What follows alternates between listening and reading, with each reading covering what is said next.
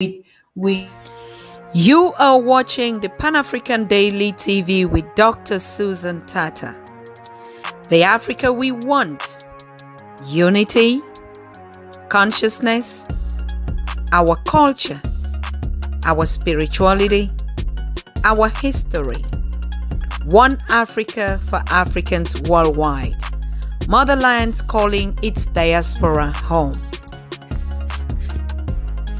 Join my voice. Join my team. Join my campaign. Campaign 21 hashtag 1 million subscribers on the Pan-African Daily TV YouTube. Be a volunteer. Apply now. Be the new Africa. Happy people! Gone are those days, gone are those moments when Africans used to weary, when they used to only cry, when it was all about bad news, bad news, bad news. Today, we say goodbye to bad news, Africa. Welcome to Good News, Africa. Join us live tonight as Africans testify their impact in Pan-Africanism through King Joshua Maponga Marara. As we celebrate, we listen to birthday wishes, to poems, to dances, to choreographies, to testimonials on how Maponga Joshua has impacted the youth of Africa on the mainland, in the diaspora, in Europe and in UK. Be there, 6 p.m. Europe, 12 p.m. American, 1 p.m. Caribbean, and your respective areas. We'll just be seeing us in a couple of hours. I think 1 hour for some, 2 hours for some. Be there live. This is the new spirit of Pan-Africanism in action. We no longer celebrate our death when they're gone or our heroes when they're gone. We celebrate life today. That's the new spirit of the new Africa of Pan-Africanism. I'll see you there. Lots and lots and lots of surprises. People, it's happy time, Africa. Let's celebrate. See you tonight. Bye.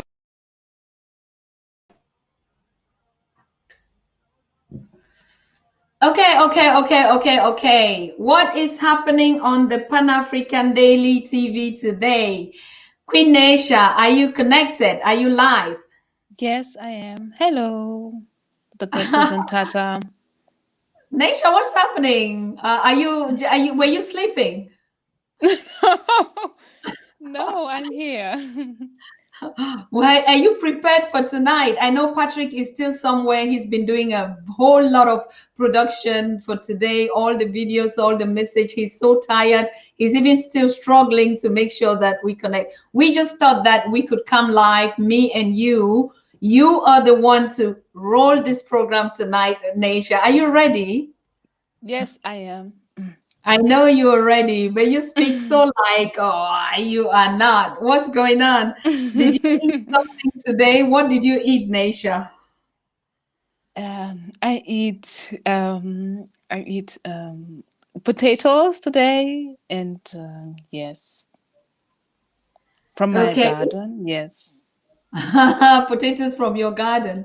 Anyway, Yes. for those who are joining us, today is a special day. We're going to celebrate King Maponga Joshua and all the celebrants of happy birthdays, of happy weddings, of happy whatever. Today is a celebration day. We call it the Renaissance Day. So for the past 3 days, Patrick Asirim and the whole entire team has been out there trying to connect, try to reproduce, and all the people from the continent, from the mainland, have been sending in a lot of messages to celebrate King Maponga Joshua today. King Maponga Joshua is just the symbol for all this celebrating and all the rebirth into the Pan-African Daily. So Naisha is going to be hosting this wonderful show today. He's going to be taking in the guests, interviewing them, because I want to relax and we have to sit in the background and also enjoy the show. So we'll be taking up questions, we'll be taking up your comments, we'll be enjoying how you celebrate today. There's going to be a lot of messages that will be coming out there. We also expect to get some performance live from the Gambia and also from Uganda. The Ghetto Kids are saying they cannot miss this wonderful celebration. We had a guest star also from Gambia, who is one of the biggest fans from King Maponga Joshua. But currently she's having some difficulties to connect because of power out there, as you know. And I know that's going to be a lot of challenge for the young people that actually want to celebrate this wonderful day of the renaissance of the Africans that have actually found their way home, who knows who they are, and who are actually the custodians that have been following up the lectures and the testimonials of what King Maponga Joshua has been doing for all this time. So while we are warming up and just waiting for everyone to sit down to connect, and even if Patrick gives us the go ahead, we're going to usher in King Maponga and all the guests that will be here today. So Naisha, over to you. What do we expect to have as a program for tonight? I prepare wonderful questions to Baba Maponga. Yes. And of course, talking about our culture, our spirituality, and the meaning of birthdays, and the connection to our birthday and our spirituality. Yes, this is what I prepared today for our program. Beautiful, beautiful. So how did you come about to set the questions? Did you actually follow up from his conversations, or how? I just want to know how the question and answers were prepared, or what did you actually take into consideration? I did watch past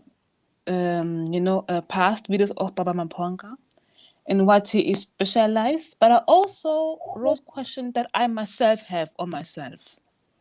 Like what does a birthday mean in African culture, and how would we celebrate birthdays? Do we even celebrate birthdays in our culture? Those things that I myself, ask a lot about my birthday. So this is where my question came from. And just, yes, exactly. Mm-hmm. Okay. So you're going to be asking those questions to King Maponga when he's celebrating, and in between you're going to play, or you're going to showcase those that are wishing him birthday. Is that correct? Absolutely, yes. Okay. All right. Good. So apart from the questions and answers, I mean, you are doing the programming of the Pan African Daily and every other thing. Can you just also tell me who you are? Yes, everyone can see my name. My name is Nyasha. Yes, I am a student. Yes, that is who am I. Yes. I'm like anybody else. Yes, you're like everybody else, but actually people, a lot of people who want to join the Pan-African Daily like a guest or like the WhatsApp groups, and most of them are always say, Naisha Melcon doesn't pick my calls, or how is it difficult to be a PA of Dr. Susan Tata and the Pan-African Daily? What are the challenges that you usually face when you're organizing, particularly a special day like this, Naisha? Yes, there are a lot of difficulties. Like people mostly, are afraid to go to the Susan Tata, so they mostly go to the PA. If they have if they have, problems or something that they didn't like, they come to me. Complaining, Okay. they come to me. I also get complaining letters. So this is the work of a PA. The PA is the butter between the host and, of course, the viewers. You are in between, and you always try to create harmony between each other, between each other person. That's the job of a PA. And of course, to connect everything. That is the job of a PA, and to make everybody around us feel comfortable. That is what a PA does. Exactly. That is my job. Beautiful. So, like a day like this, how long has it taken you to prepare it? I mean, you've been connecting with the guests, getting their messages, and putting out the flyers, and try to connect. How long does it actually take? I don't watch the time. I have to really. I just Who, like in the morning, I did wrote to some people, like write them notes that we are going to celebrate Baba Maponga's birthday. Some of them replied, some of them didn't reply. I called some people, I wrote some emails. So it is quite a heavy day. Even posting on TikTok, on Pinterest, I don't watch the time because I love my work, but it is quite a heavy task. Even dealing with everyone if they're unhappy with the host or with the service, try calling them and try to make everybody happy, you know. It is quite a work, but it is a happy job that I do. It makes me Beautiful. happy every day. Absolutely.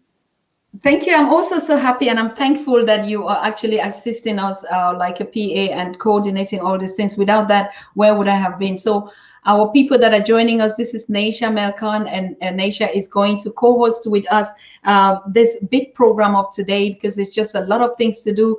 But apart from Naisha, Patrick was also supposed to join us live so that we get to know ourselves, welcome you on this wonderful program, but he is just so damn tired. And of course, we kept switching the times. Normally, we wanted to do 6 p.m., which is what we're starting. And then because of connectivity, we wanted to shift it again to 1 hour's time. And then suddenly, we would have to break to start now because a lot of people already got the time and they keep calling in and already was joining the show. So yes, we do apologize if there's some misunderstandings or some people that are still waiting. But in the main case, it's going to be a long celebration today. There are going to be a lot of speeches and stuff like that, people that will be signing in and sharing their voices, but also those that have done a lot of recordings for us to share with King Maponga. So we just want you guys all to settle, those that thought that will be coming later or those that are already earlier here. And I just here to introduce Naisha to us. I'll also be sitting and she answering questions from her. And we are going to actually be ushering King Maponga Joshua in if he is ready, right, in the lobby, and also if Patrick is ready out there. So we will start. So Naisha, how do you anticipate, a lot of Africans that are actually reacting in terms of Pan-Africanism and the unity that we're building? Now, you've worked on this particular program for the birthday today. Your reaction and the interests of Africans worldwide, particularly to King Maponga Joshua and his teaching. Did you experience any challenge or the influx was just too much for you? Oh, the influence was so much. Everybody loves Baba Maponga. But of course, yes, it was beautiful. Everyone was laughing. Everyone was wishing him happy birthday. It was a beautiful conversation I had with Professor Small, with a lot of people. Mm-hmm. A lot of people. Yes, it was a lot of influence. A lot. Okay. Thank you so very much, Queen Naisha, Princess Naisha, my daughter, my assistant, my everything, my powerhouse lady, who is the one here representing the generation of today and is going to host our show for today. I'll also be in the lobby watching what she's doing. So while I take my back seat today and would be coming in when she needs me, I will just ask the technical to me who is assisting us today, sitting on behalf of Ia, to play us the birthday welcome song again while we officially begin. I hope everyone is definitely ready now. Happy people! Gone are those days, gone are those moments when Africans used to weary, when they used to only cry, when it was all about bad news, bad news, bad news. Today, we say goodbye to bad news, Africa. Welcome to Good News, Africa. Join us live tonight as Africans testify their impact in Pan-Africanism through King Joshua Maponga Marara. As we celebrate, we listen to birthday wishes, to poems, to dances, to choreographies, to testimonials on how Maponga Joshua has impacted the youths of Africa on the mainland, in the diaspora, in Europe and in UK. be there. 6 p.m. Europe, 12 p.m. American, 1 p.m. Caribbean, and your respective areas. We'll just be seeing us in a couple of hours. I think 1 hour for some, 2 hours for some. Be there live. This is the new spirit of Pan-Africanism in action. We no longer celebrate our death when they're gone or our heroes when they're gone. We celebrate life today. That's the new spirit of the new Africa of Pan-Africanism. I'll see you there. Lots and lots and lots of surprises. People, it's happy time Africa. Let's celebrate. See you tonight. Bye. Okay, so I think the floor is clear. I'm going to give Naisha the platform to do her question and answers, and we would be joining the others. But before that, maybe we just hear a word from King Maponga, and then, like I said, I officially would leave the question and answer session and watch. And later, after the question and answer session, I'll be joining back to coordinate with Naisha the rest of the program. So thank you so very much. Happy birthday to you, my king. Happy birthday from the entire continent, from also the House of Pan-African Daily, and from all our staffs, our volunteers, and Pan-Africans worldwide. I officially also wish you happy birthday on this special date of you as you're celebrating. It is a magnitude that is, you know, you're touching every other souls, children from all around the world. You'll be listening to them tonight as they celebrate you and how your work has impacted them. So happy birthday to you, my king. All right, over to you, Naisha. Hello, good evening, Baba. How are you? Good evening to you too. I'm fine, thank you. Beautiful, beautiful. Honor and privilege talking to you. Makadini. When I see your name there, I was actually looking and I'm saying, this girl, she's a home girl no matter what. Nyasha is a Zimbabwean name for mercy and grace.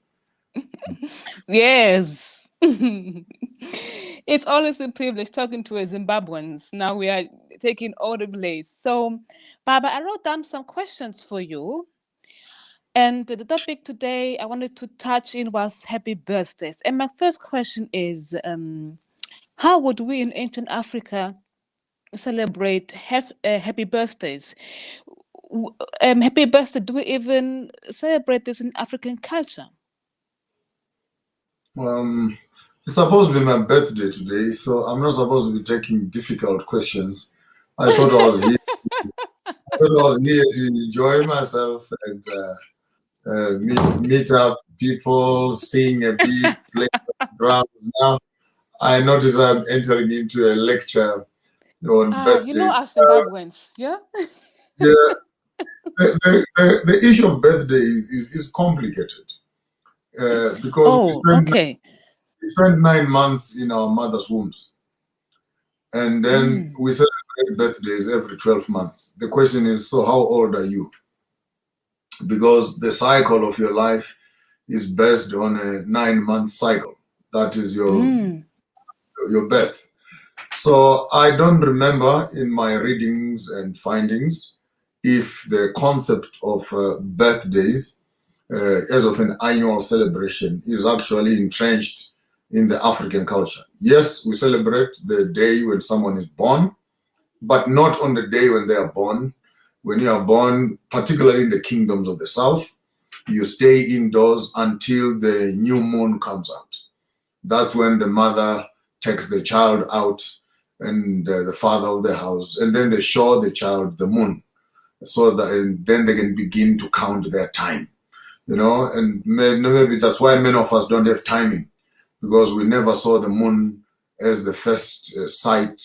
And for the ladies, that would then put you in the cycle of your periods and your monthly cycles and stuff like that. But as of annual birthdays, I don't remember in my immediate history where Africans celebrate birthdays. We celebrate festivals of passages, when a girl starts her period, for example, and a boy is growing into manhood, when they are coming from initiation schools. Then we welcome them to the world of the adults. And then the next festive from there will be the marriage one, and then other occasions of harvest and etc. And of course, concluding with the funeral and the exit from this world. Beautiful, beautiful. Thank you so much. Oh, that was very informing. And I think that what you said about we as people, I think all of us lack the feeling of time. And I think this is true. We really do lack feeling of time. The only time for us exists is the time we wake up and go to work. That's the only time I have, and a lot of African people, I think all globally people have. If going to work and finish the work and going home, and then watching television, the news. That's the only time we have. Other time for us does not exist. In the weekends, of course. Yeah. But again Yeah. when you look at the concept of time, you have 3 forms of time. The first time is what you might want to call the linear time, which speaks to the Greco-Roman Hellenistic thinking that places time from the beginning to the end, the past, the present, and the future. When you get to the Asians, then they say time is cyclical, it's zodiacal. You know, that's where you have the stars, the Cancers, the Capricorns, and the zodiac of the 12 months, and etc. And but again, time never returns, because there's no January which looks like the other, and no February that looks like the other. But I sat down with myself and I decided to think with the Africans, and I came up with the conclusion that time is not linear, time is not cyclical, but in Africa, time is vertical. Time is vertical. Time is present. Therefore, if time is present, no one has ever seen tomorrow, and yesterday has never left. We even if you stay up until 12 midnight, you don't see time moving over to another session. Time is constantly present, and if time is present, therefore the past has never left us, and the future is not coming. We are living in the abundance of the present tense. And if that is true, therefore, our forefathers and our children that are still going to be born, our forefathers are not in the past. Our children are not in the future. We are all living in the present. That is so beautiful. But then how can we live in a westernized world? This is a fact. And we live in a world where we wake up, go to work, think about tomorrow. I have to do this for tomorrow. So we are never in the present. We are always about tomorrow, what I have to do. I need money to pay my bills.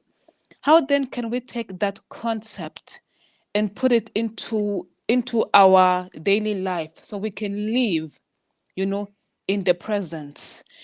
Because when I hear a lot of people, elders speak, I always hear, if I was in your age, I would have done this, this, and that. When I woke up, I realized I was already 80 and the time was up. I'm asked myself, where is the time? So we are not conscious about time. We are always about tomorrow, the future. How then can we take that concept and give it to the African so he can start living in the present, acknowledge his presentness, and focus his present? Because if I want to change the future, I have to change the present right now. How then can we live in the now? Every civilization that has lived on the face of the earth, one of the key elements of civilization is to own your time. Every civilization owns its time, because within your time, you will own your calendar. And in your calendar, then you will calibrate your festivals, your rituals, and you celebrate time. You celebrate time in time. if that makes sense. But since you are mentioning that we are colonized and we are living in the Greco-Roman time span, then we find ourselves in Mother's Days, we find ourselves in Valentine's, we find ourselves in Father's Days, we find ourselves in Easters, we find ourselves in Christmases, in Halloween nights, Guy Fawkes celebrations, and etc. So at the end of the day, we begin to have our life circling or cycling around a colonial calendar that has deifications and celebrations and rituals that are not relevant to the African. So how do we do it? Firstly, we need to own our time. We need to own our time, and our time is driven by the moon. We celebrate our new moons. We celebrate our change of seasons, the equinoxes, when the sun is going west or the sun is going east and to the north. We celebrate the rains. We celebrate our parents. We celebrate our those that have gone past, and we remember them. We clean up their graves. We celebrate our history. We celebrate our rituals, and within those, it becomes a library and a transmission of information from one generation to the other. So one way is not to fight the white man, it is to embrace ourselves. The biggest weapon the African has to kill colonialism is to embrace his own culture. And you would find that when you do that, automatically Western culture will fall aside. Thank you so much. But when I think about people in my age, we have full-time jobs. How can you go to someone with a full-time job of 8 hours, go to work in the morning, coming back home at night, telling him, you have to now do all the celebration? He would laugh at me. How then can we just simple and easy, put it into the calendar of our people now, who have very limited time and who are very busy, who have a lot of single motherhood, who do have full-time jobs. Our men are mostly outside, they're even not with the family. Our children, most of the times they're also outside. There's a disconnect of us. So then how we take that concept, because I love that concept of celebrating our parents, changing season. How then can we take the simple things, and make it attractive to our people? It has to start off with your. It has to start off with your daily program. The way you sleep, when you wake up in the morning, what's your day schedule like? Time for grounding, taking off your shoes, drinking some warm water for what it is worth, cleaning up your colon, and freshening up yourself for the day, facing up the children that are important to you, looking them in the eye and talking to them and having that interaction, then addressing those that are lovely others, preparing your meals and opening up your windows, fresh air, and those festivals and rituals that you do, which feed into the inner part of you. By the time you're dressing up and choosing your colors of clothes that you're going to be putting for the day, and what kind of energy do you want to share out there? Do you have moments to stop and listen to the birds? Do you look at the sun? Do you hear the wind blow past? Are you conscious? Are you aware while you are living that you are actually alive? By the time other people confront you with, which you may need,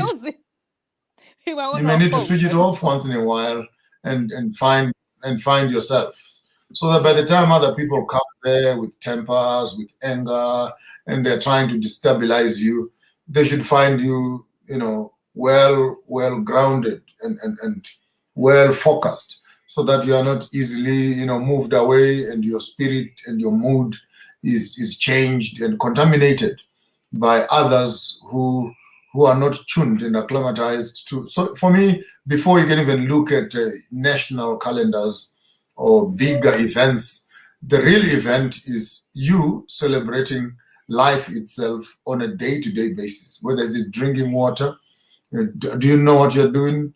You know, where is this water going? What must it do? When you're eating your food, are you aware what you're eating? What is in it? You're eating something that is alive, that is coming into you and must give you life also. Do you have a connection with your food? So relationships, you know, when you're bathing, what are you doing? Like, while you're cleaning the outside, are you also cleaning the mind? Are you cleaning the inside?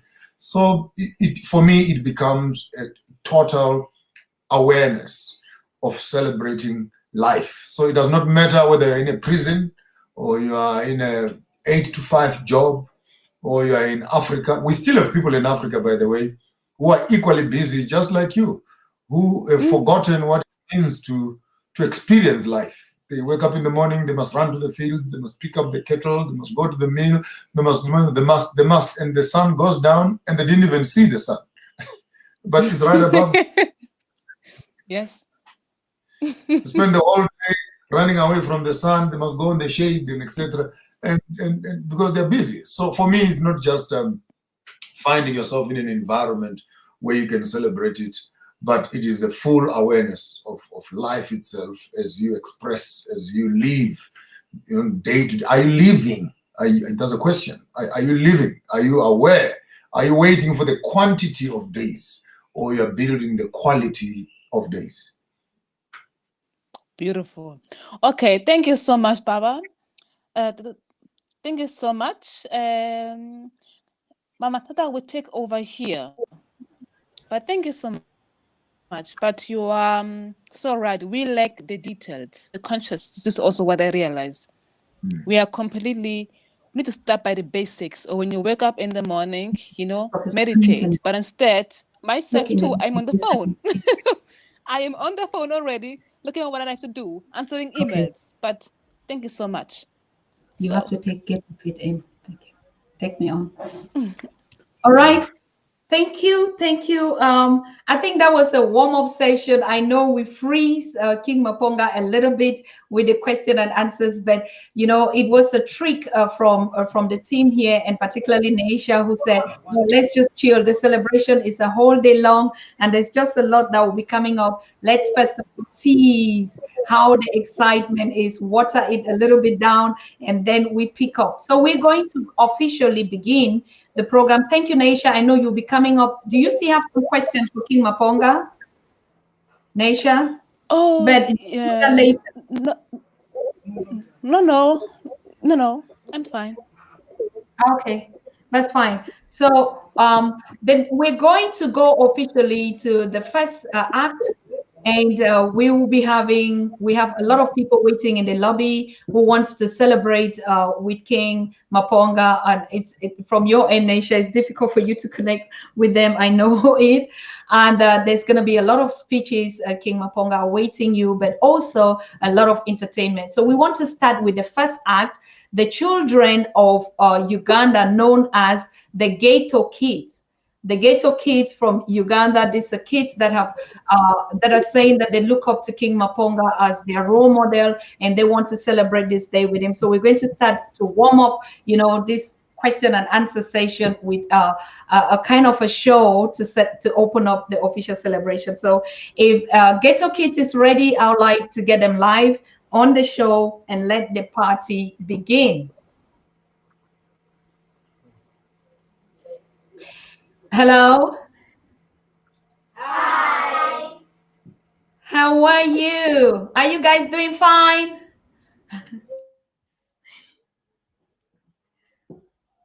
Can you hear me? Yes.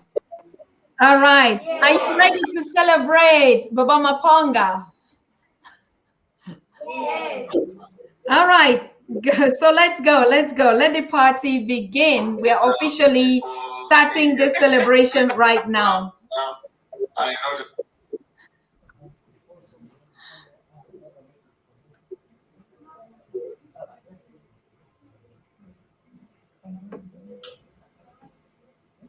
Dauda? Hello, yes. All right. Do you have something to say on the behalf of the kids and the organization before we start? While you're connecting? All right, Patricia has something to say. Okay. Hello. Hello. How are you?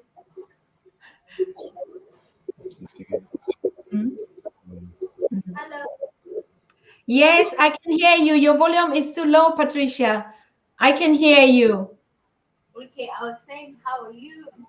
Oh, thank you. Thank you so much. Thank you. Hope you too. Yeah, my name is Patricia. Yes. Can you hear me? Yes, go ahead, Patricia. The Yeah, volume my is name really is Patricia, spokesperson Triplets Ghetto Kids.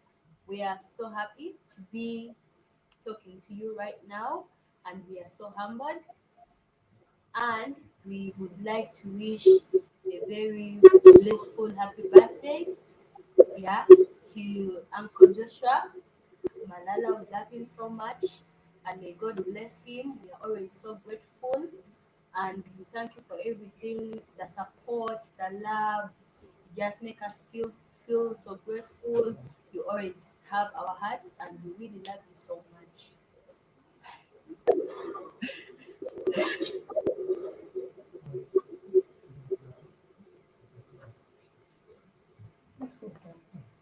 Hi, we are the Triplets Ghetto Kids from Uganda, Kampala, Africa. Happy birthday, Papa Joshua Maponga. May you live long. We love you. May God bless you. Happy birthday, Papa Joshua. Papa Joshua, happy birthday, Papa Joshua. Papa Joshua, happy birthday to you. Happy birthday to you. Happy birthday, Papa Joshua. Happy birthday, Papa Joshua. Papa Joshua, happy birthday, Papa Joshua. Happy birthday to you. Happy birthday to you. Happy birthday, Papa Joshua.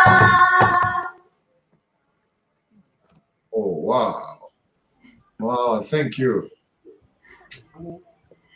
Thank you very much. Thank you, Asante Sana. I appreciate you, and may the Lord bless you also in Uganda. Next time when I come to Uganda, I'll look for you. I'll look for you when I come to Uganda, and I'll greet you. Thank you. Thank you. So, right now, we want to give you a special gift. We are going to dance for you. Enjoy. Thank you.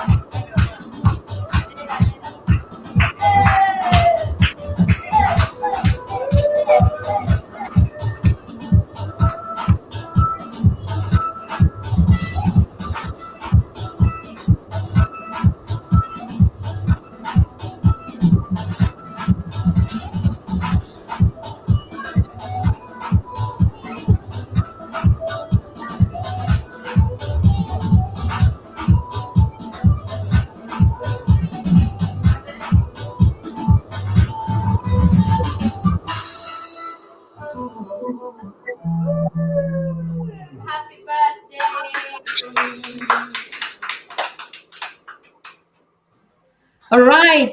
Thank you so much. Thank you. Congratulations, Patricia and your team and the Ghetto Kids from Uganda. I know it is a big challenge out there, particularly the connection and also the sound quality, because we have to produce our own sounds and not using what actually they do as one of the best musics that these children are doing. These are street children in Uganda that the foundation of Dauda takes them from the street, house them, give them a talent, and reproduce them. And they are the #1 talents on the continent, trending worldwide. So we thank you. They joined to celebrate Joshua today. Joshua, over to you. No, man, I'll try and see if you can get me one of their videos. I will make it trend on my platforms also. But I really appreciate them. Some serious moves there. I see some serious dance there. I need to come and learn some groups, and I need to come and learn how to make some of those moves. But thank you very much. I will take your product and I will also put it on my platform. And yes, you are beautiful. You are beautiful, you guys. Mwah, mwah, mwah, beautiful. Exactly. I mean, Joshua, when you look at them, they're like your grandkids, isn't? And they're celebrating Papa on this day and giving you a thanks. How do you see the future of this kind of talents? Because actually, in your domain as a musician and artist and everything, the future is bright. All those kids will make it in life. They will end up in Hollywood. They will end up in New York. They will make Africa great. Just stay focused, do your studies, learn as much as you can, make few mistakes, and your part is a mistake, but you are not a mistake. So pick up your pieces and face your life with confidence. The future is waiting for you. And when you see us, please remind us. We will open up some doors for you to make it bigger in this life. May the Lord bless you all and keep you strong. okay. Thank you so much. We have our next guest, who is also your biggest brother out there. Biggest means your supporter, and like Naisha already said, Zimbabwe, we start from the house. That's why we gave you a daughter to open the door. Now we have Uganda celebrating and warming you and dancing for you. Now we have a keynote speaker who is a brother of yours, Rutendo, is here as your guest to actually wish you this special birthday. So we bring Rutendo live on the show and let her just share everything or him everything that he had to do with us today. All right. You shocked me. You pulled this one off.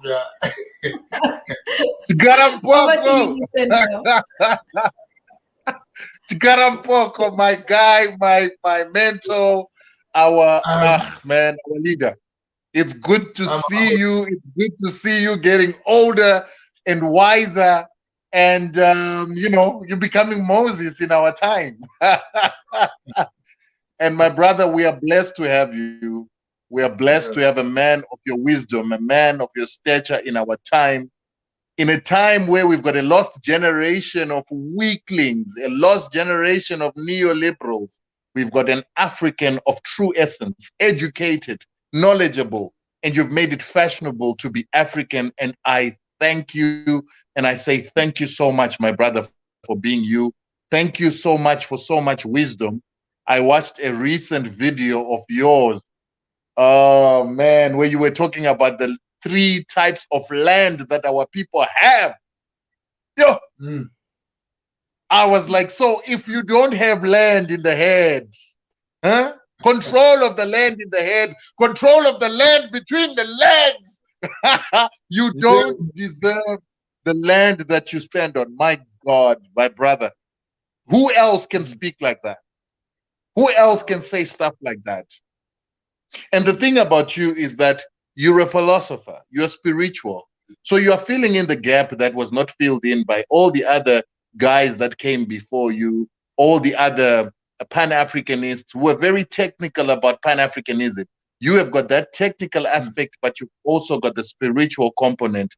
And that's what makes you special. That's what makes you feel the void that everybody else didn't feel. And that's what makes you unlock the solution of what it is that we need to do. It's the spirituality, my brother. And thank you for being that. Thank you for being a gap filler. Thank you for being a guy who becomes the glue to bring all these little silos into one whole. Because I think the silos are killing us in Africa.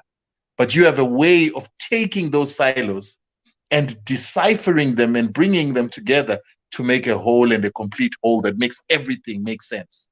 And I love you for that, bro. No, man.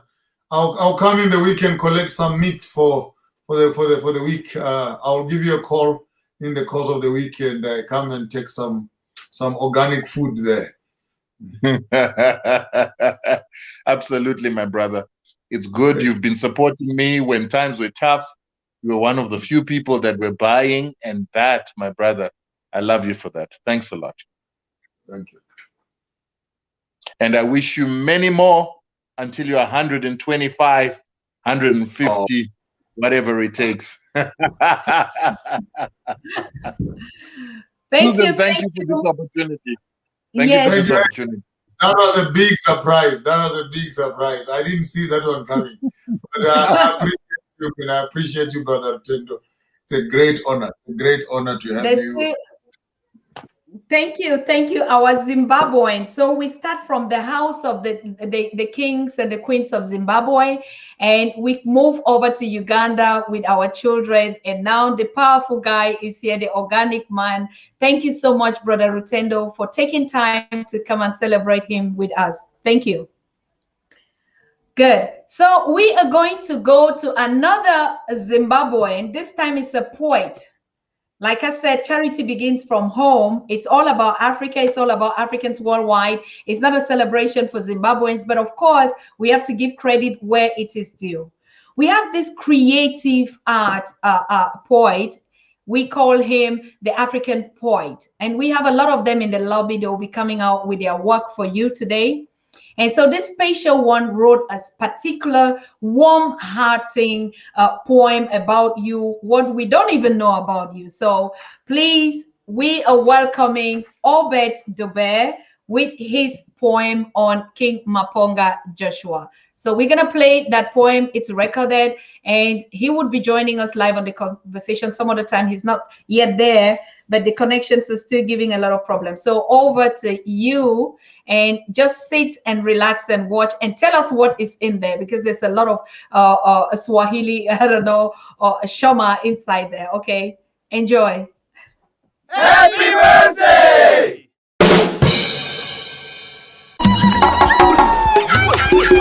Dear Dr. Joshua Maponga, you don't know me, but you are familiar with my voice. You haven't seen me, but you have seen my pictures. Social media has connected me and you. You'll wonder how I knew you, but Pan-Africanism have made me know you.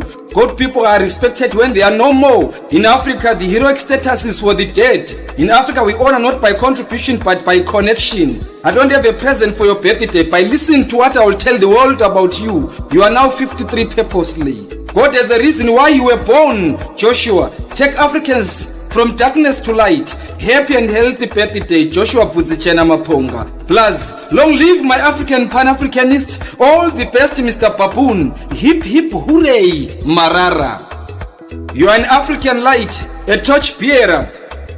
You are an African buffalo, fighting for inequality, egalitarianism, rights, and freedom of speech. A Zimbabwean guru, a theological veteran, a young visionary African, a young African stalwart, an African young king, an energetic, educated hero, an African golden boy who believes in hard-working reality than miracles, a counselor, an informer, an ambassador of Ubuntu, a selfless, extremely young, intelligent leader, an enemy of the blinkered, an enemy of the African looters, an enemy of liars, an African unifier, an African peace desire, an African guru, a percussionist, a musician, an author, a motivational speaker, a socialite, a bishop, a pastor, an analyzer, an African fighter, an African protector, a cultural protector, anti-spiritual and mental slavery, anti-spiritual exploitation, anti-dogmatism, and anti-biblical manipulation of Africans by non-Africans.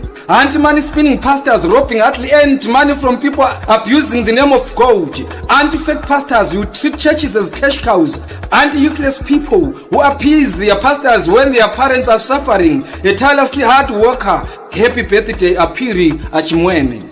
A son of Seventh-day Adventist, a Seventh-day Adventist reject, a Seventh-day Adventist rebel according to those so-called holy ones, expelled from Seventh-day Adventist because of telling people the truth, threatened, criticized, harassed, sanctioned, insulted, blocked on Facebook. You soldier on. You are an African proud bull who have vehemently refused to be castrated by our oppressors. A soldier who dwell on the truth. Happy birthday, Shoko. Your leadership quality will take Africa to another level. Your humanism declares you a hero, teaching of spiritual truth, non-exploitation of men by men, preservation of African wealth, restoring our African legacy, respecting, keeping and taking an extra care of our parents, poor people, widows and orphans. Happy and healthy birthday, Motswaneng. May your gracious Lord abundantly bless you, Joshua. Every day is a birthday for an icon. We celebrate your life daily. We celebrate your birthday daily. We celebrate your African contribution hourly. We need your wisdom, Joshua. We need your intelligence, Shokom. Happy birthday, Khabo. Happy birthday, Fagutse Wegunene. Mtolo, Skosana. Jabasi, isilwanyana esakhe sasibingathi sihleli noxasilele. Maita Shoko, Hezo Ishoko, Vudzichena. Chiwere Shoko yembereka. Makwira miti mahomu vanopona nekuba chiramba kwisesera vanamushamba negore makumbo mana muswe weshanu soko yangu wedwe vanapfumo jena vakabva guruswa vanaisi vemvura meso avasinganaiwi vanobva hwedza vamazvikongonyadza kufamba hukanyaira chibwe chitedza chinokwidza nevanama chibwe chitedza chinotevedzera vari kure vasingadyi chakafa choga. We are behind your wisdom. We need your intelligence. You are our voice. You are the face of Africa. You are the African face. Long live Maponga. Long live Dr. Joshua. Long live Bishop Maponga. Long live Farmers of Thoughts. Long live Achimwene Apiri. Happy birthday to you, Joshua. Joshua. Marara. Vudzichena. Maponga. Farmers of Thoughts. Farmers of Thoughts. Farmers of Thoughts. Farmers of Thoughts. I am Obet Dube, the African poet. Happy birthday!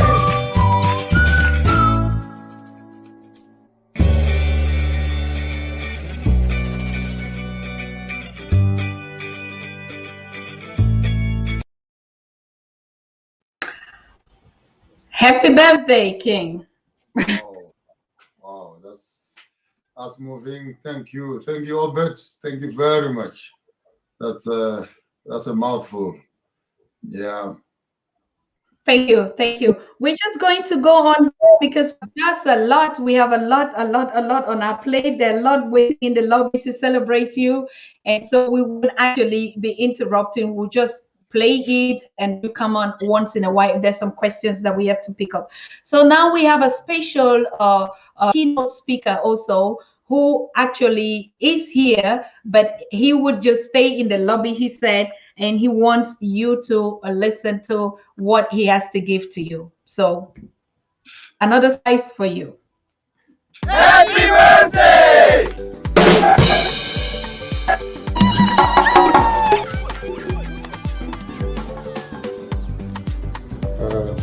This is Ambassador Dr. Wallace Williams, Chairman of Africa an African Development Goals Initiative. I'm here to wish the King, Julius Maponga, a very happy birthday from all of us at Africa and all of us at African Development Goals Initiative and African People's Liberation Army and Digital African Warrior Networks. These are all organizations that are to empower Africans. And these are the things that you preach, that we also believe in, and that we share. We share your vision also, we share your virtues, we share your unity of Africa, the uniting of Africa through common borders being removed, through free travel, through free trade, which is already set up, and also for a standard digital currency. We support all these ideas, and we are also promoting and inspiring and mentoring the youth of the continent, who are all 70% of the population and the future of Africa. Happy birthday to you. Happy birthday to all our activists. Happy birthday to all those whose birthday fall today and align with the King.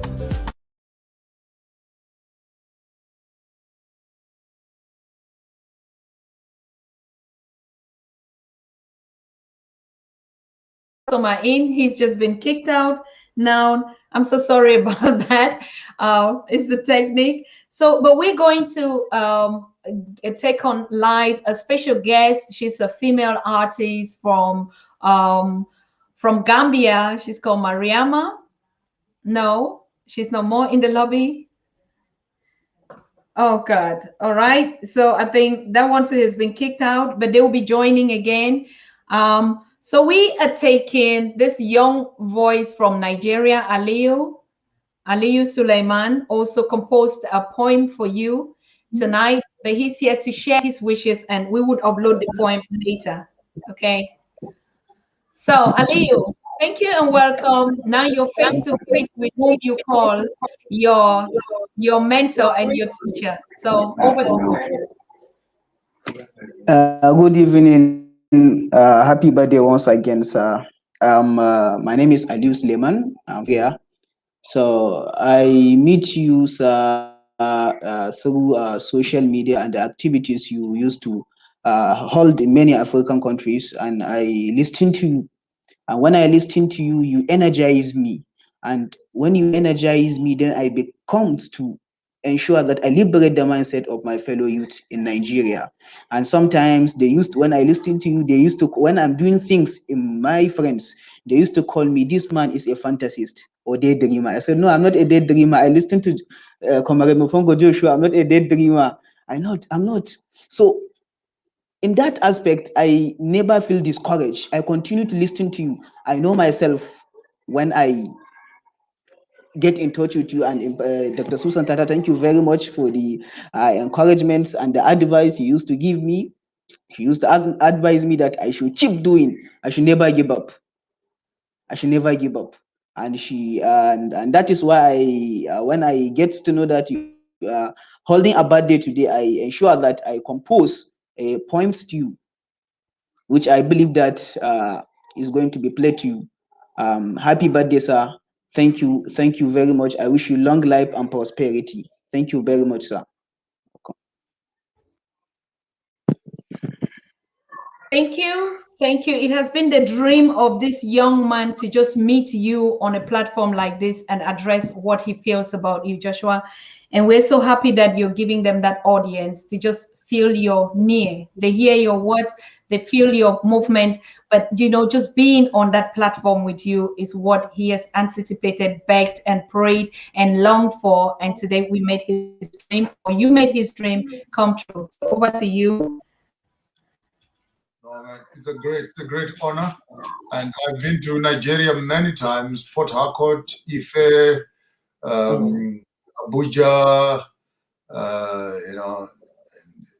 Benin, and quite a bit of traveling in Nigeria. And next time I come there, I will try and make an announcement. And which part of Nigeria are you in?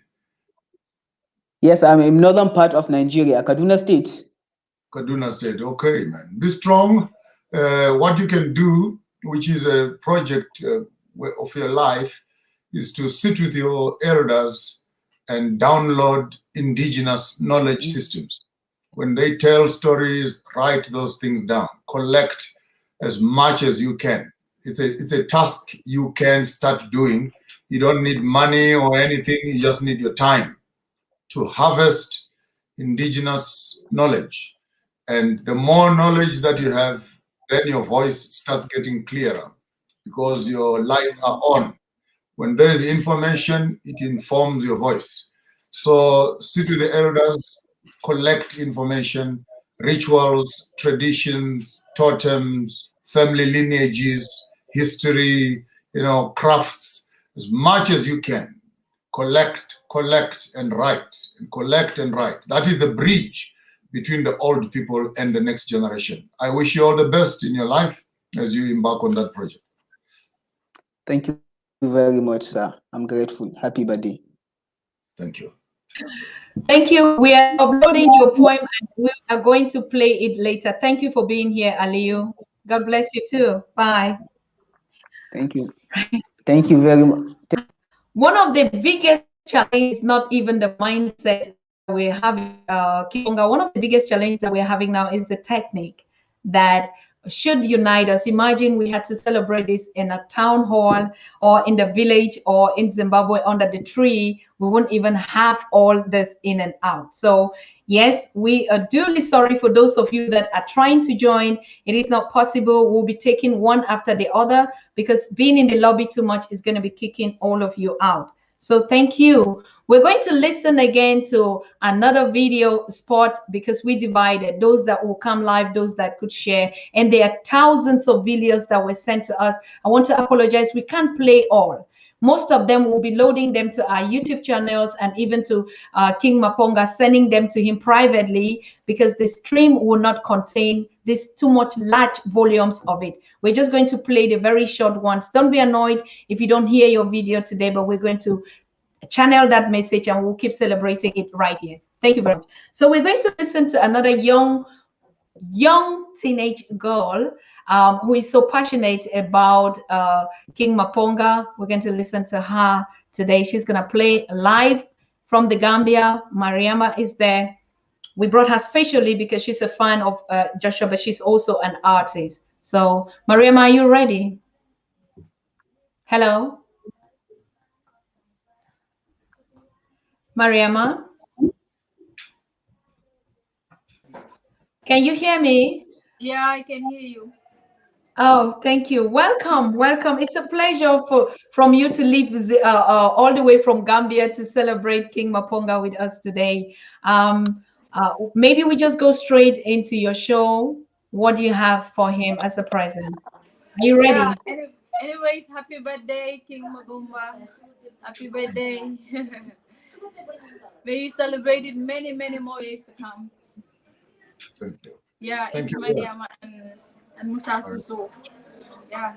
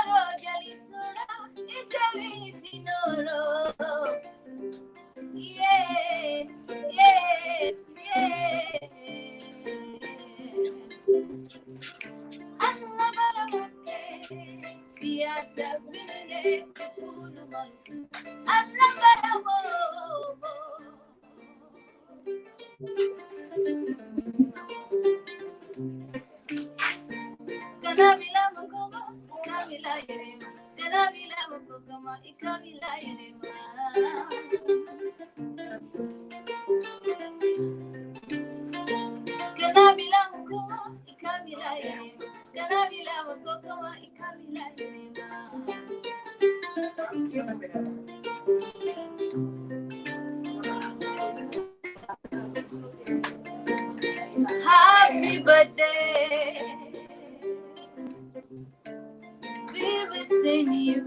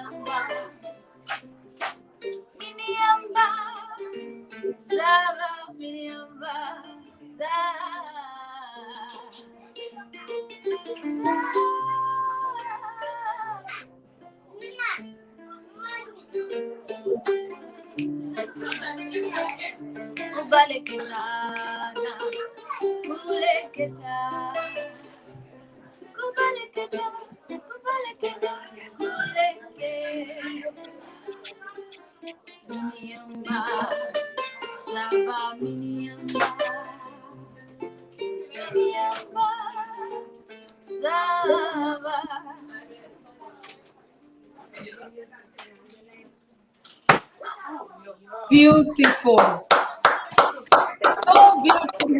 So beautiful. I mean, a lot of people were just saying if they could see that the kora, the instrument that, you know, he is playing is just, you know, can you put the instrument a little bit in the picture so that people can see that just the instrument, please? I mean, it's so beautiful. Mariam, your voice without a microphone, the organic in it. Oh, King Maponga, tell me.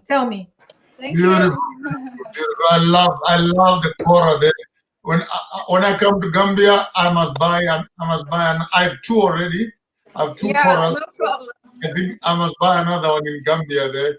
And beautiful voice and beautiful instrumentation. I love it. Thank you very much. Thank you very much. Sounds beautiful. Sounds beautiful. Sounds beautiful. Yeah.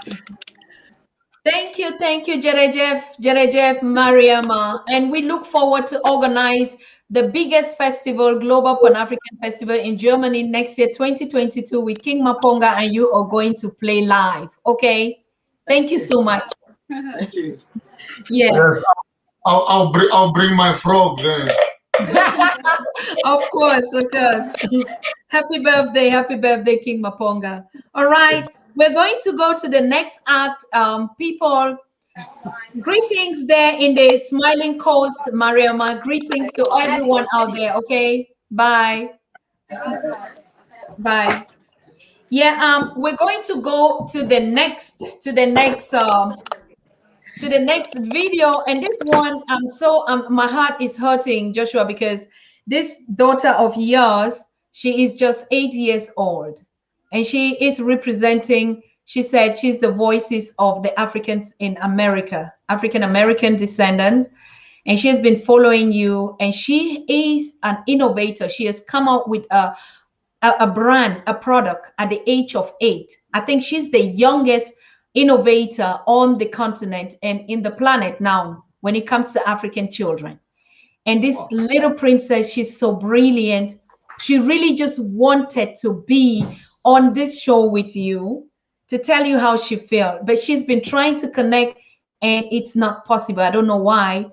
What kind of what is happening, but we all understand what is going on. So, but she did a video, even though she did her message, but she wanted to come live to you and give you this present. But now that she can join, probably she'll join later. Let us just give you that birthday. Please sit down, relax, and listen to this princess of yours. That's the biggest gift to us from the universe. Happy birthday! Happy birthday, King Maponga! It is an honor to wish such a great king a happy birthday. And on behalf of the youth, I would really love to give you and grant you this beautiful birthday present made by me.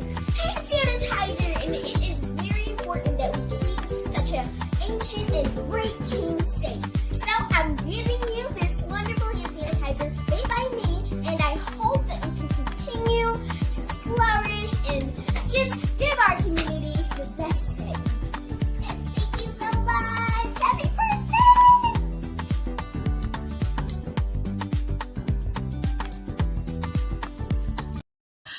Oh my God, I feel like crying. She's just a diamond, a diamond. Joshua, did you even hear what she was saying? Got the energy. She's got the energy, and I could feel the excitement right there. Wow, wow, wow. Thank you very much. Thank you very much. She is going to be live on the Pan African Daily to present her innovative product, which she says that it is a hand sanitizer, and she is giving that present to you. From what I get from her message is the king needs his hands to be sanitized at every time, and your feet. And she wants to give this present to meet you right there. What is this? Innovation? That's every time there is a crisis, others complain about the crisis, others see an opportunity in the crisis. And I think it's quite exciting when young people are starting to see opportunities in the midst of the troubled times that we are facing in. And I applaud her and appreciate her very much for the initiative that she has done. She must build that brand. It must grow. We will support. We will support. We will buy black. We will support black, and we will put our money wherever our young people are who are shaping the future. I appreciate her. Thank you so very much, my king. I mean, she's called Star Moore. She's just 8 years old, African-American descendant, and she has brought out this marvelous product in the market, like the first innovator, and she's been winning a lot. I mean, she's the biggest thing out there in the US, and has been the African-American stars have been supporting her a lot, like Spike Lee and all the others. Everyone just wants to power her out. Like, this is really the new brand of Africa. So we're so happy that she spotted you, and she said, oh, the king has to have a hand sanitizer. So we'll be having our live, and you are a guest on her show. You have to be there. Okay. Thank you, King Maponga. Now we're going to go to South Sudan. South Sudanese are so passionate about you. I mean, we just left Gambia from the Smiling Coast. We've been to Uganda, and we've been to Nigeria. Now we are landing on South Sudan. There is a princess out there called Grace Ekon, who is your biggest fan. Who is your biggest fan? You have to understand, these are all Pan-African Daily TV, real conscious people that you've touched their lives, and now they're giving it back to you in your face. So we welcome Grace Ekon, and with the gift that she has, her message, and we'll play her video later. Over to you, Grace. Thank you. Thank you. I'm so privileged today to see the King of Africa, and for sure, you have been such a great inspiration to young generation. I'm a writer, and I write so much about relationship, marriages, and most of the time when I wanted to know something, I always go mostly to your YouTube channel, listen to some of your wise words, and it is such a great privilege to have a person like you. And as you are adding one more year, we pray that God will always add you up so that we shall always learn one or two things from you. So happy birthday and long-lasting life, Joshua, our king. Thank you, man. South Sudan, yes, our ancestors are also linked up to Sudan there, and we have a great connection in Ubuntu.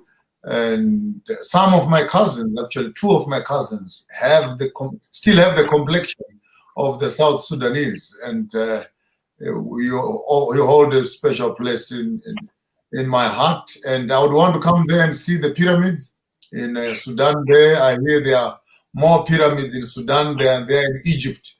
So we look forward to coming to Sudan and joining you there. But thank you very much for the birthday wishes. We appreciate you. When you publish your work, please share it with us, and you can also share with other people in the South, and we grow the circle of knowledge together. Thank you. Thank you. Thank you. Happy birthday once again. Thank you, Grace. Thank you, Queen Ekon. And yes, she's doing a very, very marvelous work out there. She's empowering the girl child, the women, and asking them to actually get involved from this mindset. Follow your work. She's been sharing your podcast, your music, every time that you are here. I mean, she's always watching and inviting thousands of people, South Sudanese, to join. And she's always hammering on the fact that religion, one of our biggest challenge is what Grace is actually advocating, using your examples out there. So thank you so much, my queen. Beautiful skin, by the way. Beautiful skin. I can't miss that. Yes. Beautiful skin. Yeah. I envy her all the time. That skin, we all need it. Thank you so much, Grace. So I wish I could take some and put on myself. I wish I could take some. And... Thank you. All right. So we're going to go over to her poem and just what she wrote as a birthday message for you before we move on to the next step. Thank you so very much. Thank you. Happy birthday! Yes. Happy birthday and long-lasting life to Maponga Joshua. You may never know how many lives you are inspiring on African cultures and identity. But you're doing a very great job.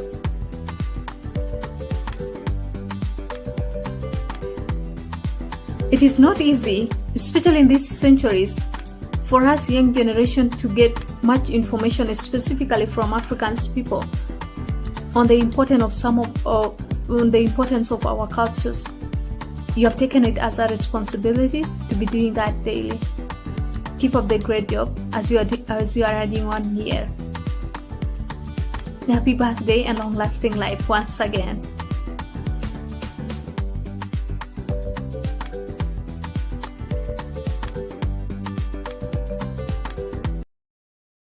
Thank you, Grace. That was Grace Ekon, and representing the voices of South Sudan and Sudan out there. Also, greetings from His Excellency Ambassador Tony Jaja, who actually is sending his greetings. Right now, he's texting and saying he can't connect because there's power out in Sudan, and he wanted to actually be here to give you a present from the people of South Sudan, but he can't actually connect. Maybe he would be coming again later on. So anyways, we're going to move on. And this time we'll be visiting Zambia. The Zambians have not forgotten. The Zambians are picking up your message. They're following up. They're dancing to the rhythm of your preaching. And they say, yes, if all African youth would be liberated just by listening to King Maponga Joshua, then Africa has done 80% of its homework. So we're going to visit Zambia and the young people. The voice out there on the Pan-African Daily TV for Zambia is Mr. Chongo, a very young, smart, energetic aspirant, also a politician. We want him to be the next president. So we welcome you, Chongo, with your message. We thank you so very, very much. Over to you. Thank you. I don't know if I'm audible enough. You are. When they come in, thank you so much. great to be here meeting the king himself. I'm sure it's the third time I'm meeting you online. The other time we had a meeting with the Rapid Africa Plan. We had an interview with you, and this is my third time. And I'm glad to meet you on your birthday. And I have a birthday message to you.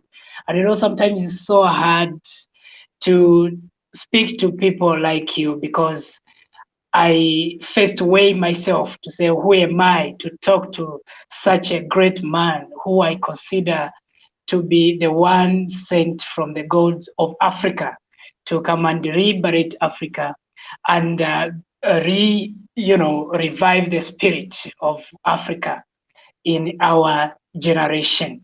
And I want to say thank you so much. I really appreciate your work and all what you are doing to the continent of Africa, especially to us young people, because we some kind of lost the track and we are coming back on track to trace the roots of our ancestors.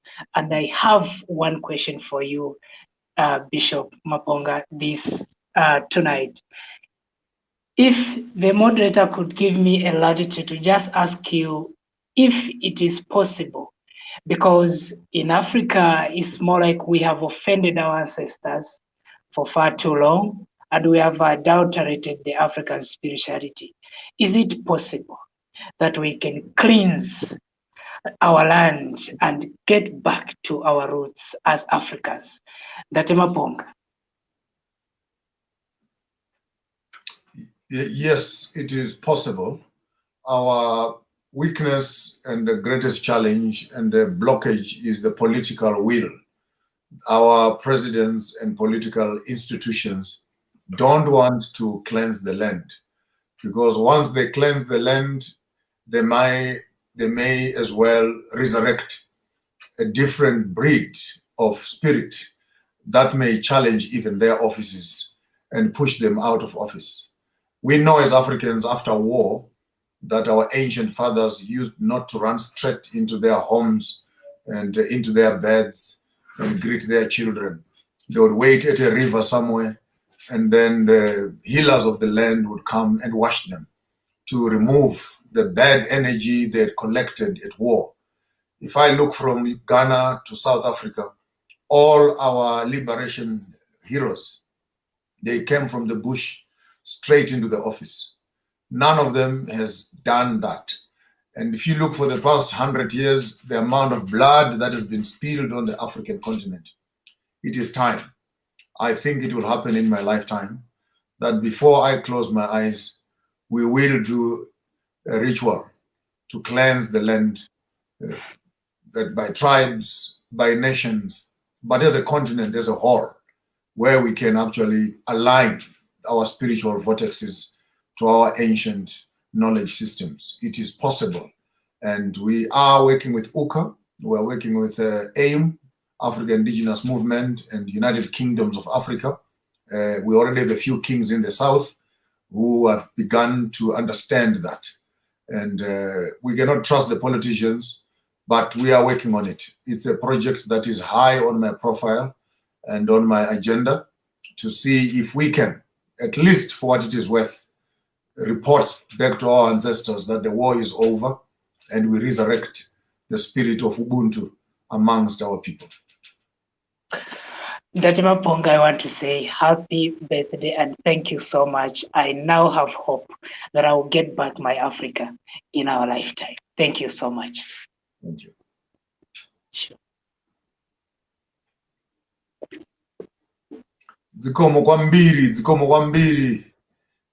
Zikomo tatokoza nafi. Sure. Beautiful, beautiful. I like that too. Asante sana. Yeah. Bayete. Thank you so much, Chongo, for finding time to come and share this beautiful moment with us. And thank you for your wonderful work out there. You're one of the Pan-African young people that we are multiplying and transforming all of them into what King Maponga is preaching. Now, over to you, King. Before we go back, go to the next video or the next speaker, These young people, there has been the cry that we need 50 million King Maponga Joshua. We need 50 million of them. So, and if you see all these young people, they're a replica of you. Do you see yourself in this multiplication factor? And they want not only wish you a birthday, but that you mentor them, that after this show, we're going to do a conference for young people where you actually begin to tell them what they should be doing. Over to you, King. I think it's time. It's time that we mobilize and not just talk, but it's time that we also talk and do. And not just doing in terms of meeting, but starting to create projects and starting to create employment, innovation. I mean, look at what this young girl has done in America. We have enough creative minds in Africa who most of them, if not many of them, they are not just, money is not the only problem, but it is the platforms where they can showcase their talents and showcase their innovation. And I will be very honored to contribute largely information, books and literature and training workshops, if possible, with the young people, as many as we can reach. Initially, I thought that under Farmers of Thought, we're going to be able to do the 100 first, then the 100 must train 100 each, then the 100 must train the other 100 each, and then we could actually begin to see the movement growing to fill up the entire continent. But yes, I'll be more than privileged to contribute meaningfully to the innovation and training and mentoring of the young people on the continent into how to appreciate their culture and build a different paradigm and narrative for the next generation. I thank you. Thank you so very much, my king. Thank you. I mean, this is exactly what we're saying, and that it's the symbol of celebration today to say we're moving to the next step. All those that begin to follow you, you're online, you're talking, is you're preaching. I don't know, do you have followers? How do they react to this? So today was that symbolic gesture to show you how much young people burning are paying attention. Now they just need to go to work. Whether it's from Nigeria, from Zambia, from South Africa, from Gambia, all of them that you'll be seeing here, from the America, from Caribbean, a lot of them are still in the lobby from all over. They want you to just tell them what they should be doing in their community to put your work into action. So thank you so very much that you're making it and that you are that light and they are following up. So we have your daughter, and she's also one of your mentee, and she's just crazy about you. She's right here, Nongo, from South Africa. She is the next president that I say has to be the next president of South Africa. So she's right here to celebrate your day. Over to you, Nongo. Hi, Teddy. How are you, Baba? Tamaku, Chamarascha, Lamini. Wow, what is a bride? Thank you so much, Doctor.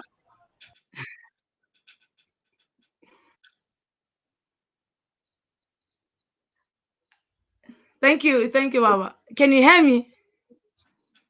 Yes, I can. Okay. No, it's actually a surprise that I met you. If you recall, the first time we met, I was way younger than now, and we were both at Osis Church of Life in Davidson. It was June 16. I was invited to speak about the need of young people and believers in politics. And you were at that time speaking about the shopping skills and how it impacts young people and how young people should actually shop and the skills they should have as they shop. It's so exciting. Thank you to Dr. Susan, who actually gave us this platform to come and express ourselves about the impact you have made in our lives as young people. I grew up in a society where there's what I call co-hosting of colonizers, where we found religion together with politics as co-hosts of colonization. when I speak about politics, I include pharmaceutical industry. And at the time, I got conscious about medication and pharmaceutical medication and how it actually profits out of us. I discovered that we actually don't need the pharmaceutical medication. But at that time when I met you, I got to understand it at a deeper level of how, as Africans, we are actually blessed, skilled, anointed with all the necessary resources that we need to live, and not just to survive, but to live and be joyful in our own land. So existence in my life has made me to actually deeper. It has actually made me stronger, not just stronger in a physical form, actually mentally. The first time hearing a person that is actually not a motivational speaker, but a provocative speaker. Because after listening to you, you don't just make us boil and be excited, but you make us to be agents of change, to go out there, to organize, to agitate the system, to ensure that we actually give a clear message. Did our fathers die? But we have people in the present who are living with us with full interest to protect our future with solutions from the past. And I made sure that I don't know the term to use, but I swallow so much from you. I remember when Jesus said to a woman who was bleeding blood that there's actually someone who touched me. And after she has touched me, something fell off from me. And I made sure that I became that woman to you, that I take off your knowledge, I take from your wisdom, I take from your anointing, I take from your spiritual power to ensure that at the time you depart from our land, you did not just depart, but you left a multiplication of yourself. You have continued to agitate the system. You have continued to speak about the things that make so many people uncomfortable. And you spoke it without favor and without fear. What you have done has actually made me to celebrate the gift that we have. It has actually changed me, not for the better, but for the greatness of the community, of the society, of the country, and above all, of the continent. And when I speak about the continent, I bring the diaspora into the continent. I hope it doesn't take more than a lifetime for you to understand the depth and the width of your existence in our lifetime as young people. That we have kicked doors that were closed, that we have ensured don't just knock so that people hear and say, can we come in? But we have ensured that we kick doors for us to enter into the doors that they said Africans will never enter. And I wish that during your existence, that you see us as the younger generation taking over the continent under your wisdom with Dr. Susan, with Prof. Lumumba, and all the influential leaders in Africa who are ensuring that they are sacrificing their time, they are sacrificing all that they have to ensure that consciousness does not just get contained in your rooms with the books that we have, but it ensures that consciousness is spreaded out through the entire continent, through the entire world, to reach all of us as Africans. So we wish as young people that you don't just tomorrow not see us ensuring that all that you have been advocating for, the future that you are protecting for us, we wish that you see it. That as you grow by age, as you grow by wisdom, you don't grow just to, but to see all that you have been advocating for. Because I know for a fact that you are a true leader, that you are genuine, and that no matter how much they may criticize because it's in their uncomfortable space, like you've always said, that all of us are entering into a transport where some will just get to Carlton Center and say, I have arrived. But some will say, I haven't arrived. I'm taking a bus to Durban. And when they get to Durban, some would say, I haven't arrived. I'm taking a plane to Cape Town. And someone said, I haven't arrived. I'm taking a boat to another country. And I wish that message can reach so many of us to actually realize that we have not reached freedom and liberation. That the comfort zone that we are in is illusionary under the democracy that we have been sold, which you call demon crazy. And the thinking too that you always introduce as young people, that we must always into the spaces of the past, the present, and the future. We must always question, how were things done in the past? How are things done now? And how will be things done in the future?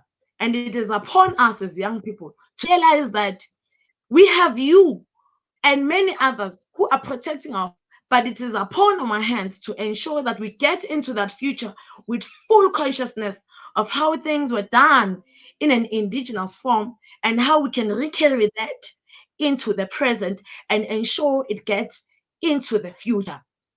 So, Baba, we are celebrating you in so many ways. And we are saying, Amago, please do not run out of strength, together with all the people that are continuously connecting us. What I love about Africans is that true Africans never actually get pride that we must find you through. I'm a PA, all of that. And I'm humbled to be under your leadership and to be under your mentorship. Thank you. I owe you a meeting. I think let's talk in the week and we will make it happen. I owe you a meeting. You are not far from me. I'm back. I'd gone to Zim for some 2 weeks, so I've just come back. So let's see if we can hook up and we pick up the pieces where we left off. Thank you very much, Nongo, for coming through. Thank you very much. Nongo, they've said, I say. No, Nongo, you are one of those that each time you're here, you always pull tears out of my eyes. You're talking, I can't hold it. I can't hold these emotions. And I see it. And I thank the King for actually, someone is chatting and saying, this is Maponga Joshua in another skin. And so Joshua is multiplying and we are saying it. I mean, you're so touchful. I know we're having you next week on the program. I can't wait, Nongo. Thank you so very much. The Queen of Southern Africa. Thank you so much. Yes, thank you. Thank you so much. Thank you, Daddy. Thank you. You know, yes, I sleep listening to you. Wake up listening. Yes. Thank you. Thank you. Thank you so much. Lectures and everything. Thank you, Doc. You are a great inspiration in our society. Thank you, Nongo. Thank you so much. Wow. She's on fire. Yes.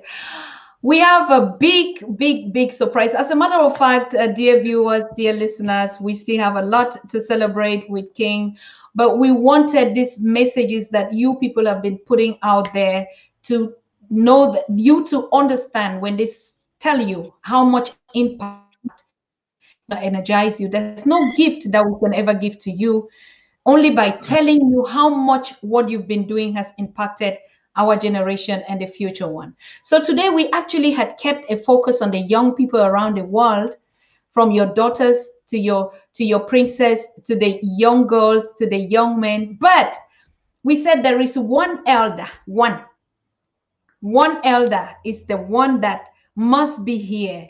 And that elder is here to celebrate you, but because you are one in the spirit and in everything. So please welcome with us here the biggest surprise at all times, at all moments. He's always available when things are happening like this, when we're celebrating. He is the symbol of what I call practical Ubuntu and Pan-Africanism. Call him anytime, he is there.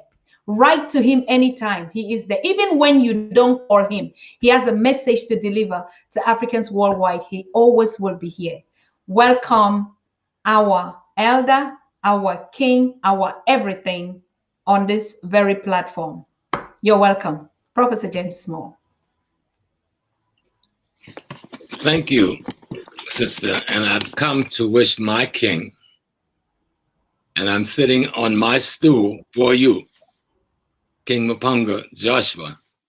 So I sit as Nana Kofi Mpansa II of the Ogogo stool of Ashanti, Ghana. And so to talk to my young king,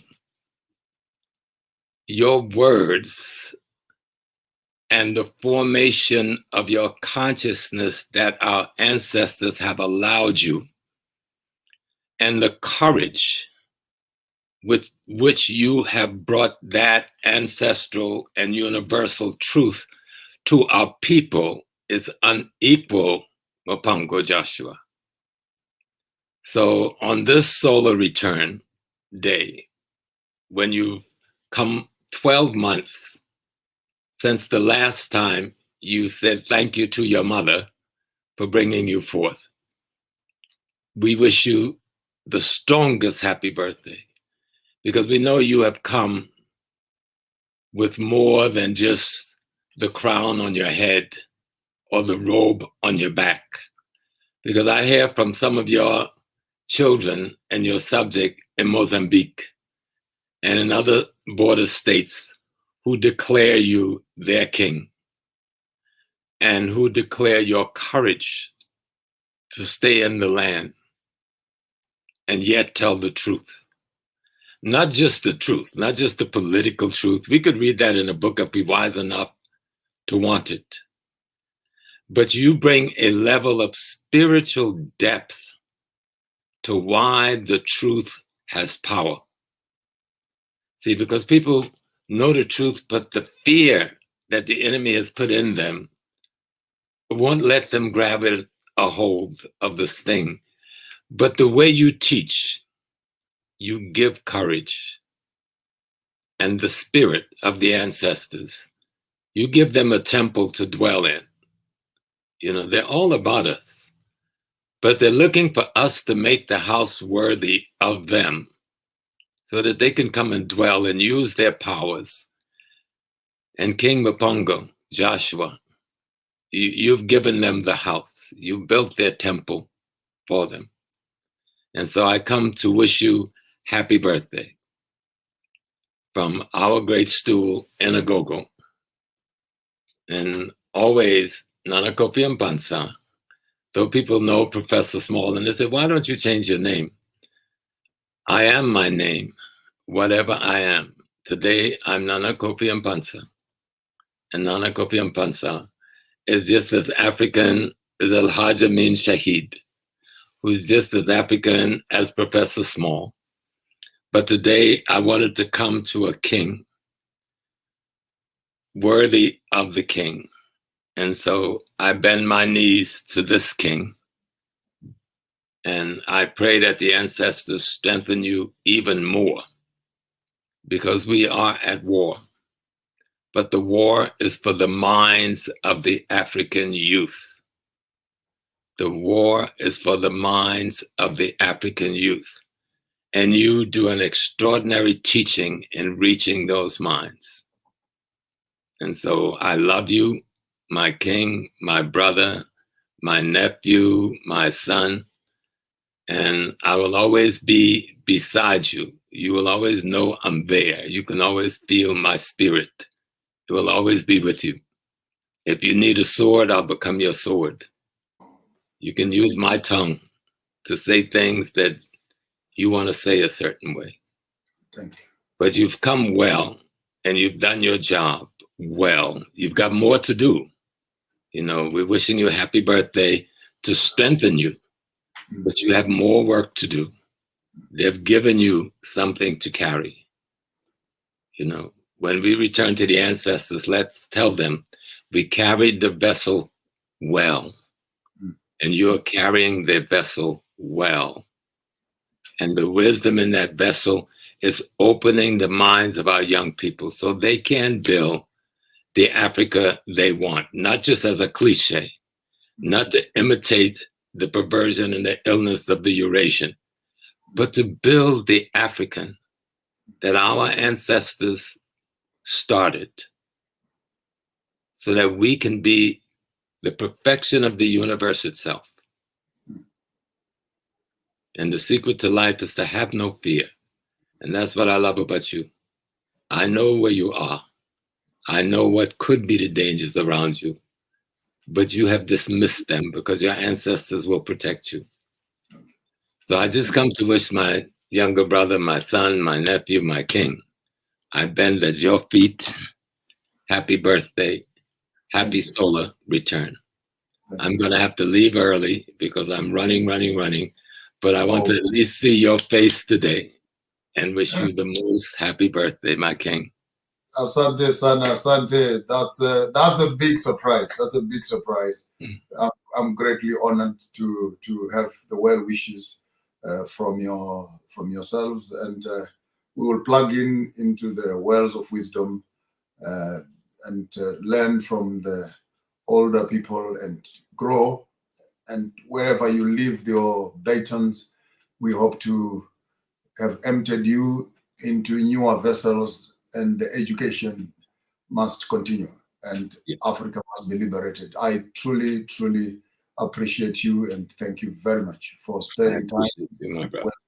Yes, royal greetings to you and the throne. Thank you, sir. And thank you, Sister Susan. Peace and blessings to you. Thank you so much, my king. Thank you. Pardon me, a bit of a teary eyes, fine. Yes. Yeah. Yes, yes. Wow. Whew. This is the rebirth of the renaissance of the Africa. That's what I call it. It's not going to happen in any format. It's going to happen exactly brothers to brothers, sisters to sisters, children to children, all around the world. It's not going to be the backbiting, the jealousy, the hatred, the gossiping. That is the old Africa. And we say bye, bye, bye, bye, bye to that Africa. And we say welcome to the spirit that we are feeling here from our ancestors. This is the unity in action. I want to thank you so much, Baba. I want to thank you, Professor James. I want to thank you, this son that was given to us. And you have stayed up to now to see the unity and the unification of the African child anywhere on the planet or in the diaspora. And you're making it happen. Thank you so much, Baba. Thank you. Thank you. Appreciate it. Thank you. I don't know. I'm so sorry. I'm really just emotional because we've asked for things, and when our ancestors give us, it is like. And Joshua, you're that light. I call you Joshua because you asked me to do that. I'm not worthy. I'm just calling you my king all the time. And I want to thank you so much. Your impact, your fire, the spirit. Let us not always think that people just talk. You're seeing the impact of the fire that you're burning out there. And like Nongo said, if you should leave today, we want you to see that you've produced the work already, not to hear. And the topic and the reason why we're doing this is we will not celebrate you, Joshua, or our kings or King James. When you come back also here on your birthday, we want to show you that you have reproduced these actions. Not when you're gone, then we come and begin to shed tears. This is the moment, Africa, and this is our time. So we'll just go back and listen to another video again. And we have a series of them just to break down these emotions that we have. I want to give a shout out to Queen Juliet Ryan, who is also live with us on this program. And please, Queen, you cannot never be in the background. No way. Your place can never be in the background. You belong to this stool of the queens doing it out there. So please just join us, and we want to see your face. We want. All right, I think our baby queen is there. Wow, you see, the doors are opening. And so, yes, Tamor is there, our youngest innovator. Can you hear me now? Okay, hi. Oh my God, this is such an honor. Hello. Oh my God, it's so great to meet you.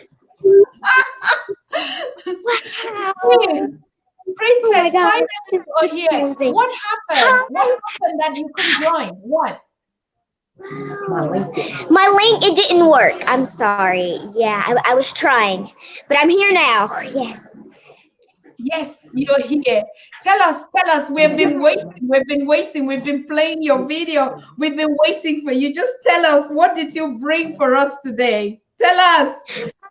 Well, I just wanted to actually show you my hand sanitizers. I'm actually a young entrepreneur, and I sell all natural and organic hand wash, and it contains 50% tea tree oil, and it's all lemon based. And it's a true honor that I can actually present you with this wonderful gift, King Joshua Maponga. Yes, and Dr. Susan Tata. It is amazing, and I really, really hope that you enjoy what I have to say. Yes. Yes. Oh my God. Please, Tumi, can you just put her alone on the screen so that we enjoy her, so that people see her, people know her, and she is the greatest Harriet Tubman that has just come back in another skin. So tell us more, Harriet. You are coming here, Queen Star. You're coming on Saturday. What is it that we'll be learning? You want to give the king your hand sanitizer. How did you even come with that idea to create a product that is going global? Tell us. Well, I'm actually, I went viral, and I'm actually a homeschooler, and I'm in the middle of being homeschooled. So honestly, it was just a homeschool lesson, like, in one of our science projects. And my mom was like, hey, how about you make something? See, I just wanted to see what, my imagination came up with. So I started, to just mix things together. And at first it didn't work out. So I tried another recipe and another recipe. And then I actually did my research. And then I said, well, and this was actually in the middle of the pandemic. So I tried to, put ingredients together and see what is ingredients for sanitizer, So I said lemons. Lemons is a great cleanser, and tea tree oil. Now, tea tree oil is essential oil, but it's also a cleansing essential oil. A lot of people don't know that, and some do know that. So yes, it started as a homeschool lesson, and then I started get, a little bit more professional, and then I got labels, and then I got business cards and all that good stuff. And then people just started to love me. And here I am today. Oh my God! So show us the one that you want to give to King Maponga. Show us the hand sanitizer. I can't wait. How old are you? I keep saying I'm 8 years old. I'm 8. Well done. Oh, thank you. I can't believe this. I won the line with the king. Oh my God. This is amazing. King Maponga. Yes, I did. And I did make it to help my community and protect them from, all the other viruses and germs, such as COVID-19. But, I really mainly wanted to help my community, because if nobody else is going to help us, who will? So I decided that I should help, and I should be the one to step up to the plate. Yes, and help my culture. Yes. All right. You are live on the show on Saturday on a one-on-one with us. So are you prepared for that interview? You're going to be talking for 2 hours. You told me you can do everything. Yes, I can do it. I am very confident in myself. I will do it. And I am very excited to do so. Thank you. Thank you very much. Thank you, too. Thank you.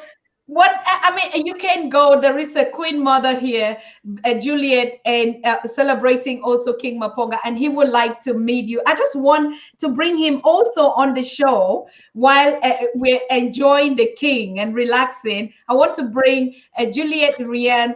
You have to know her. You have to know her style more, because you also would be appearing on her program. Okay. So yes, just listen to what she has to say. Hello. Yes. Hey, Mama Julie. Wow. I got to say a happy Earth Strong to you. Yeah, it's Blacksit.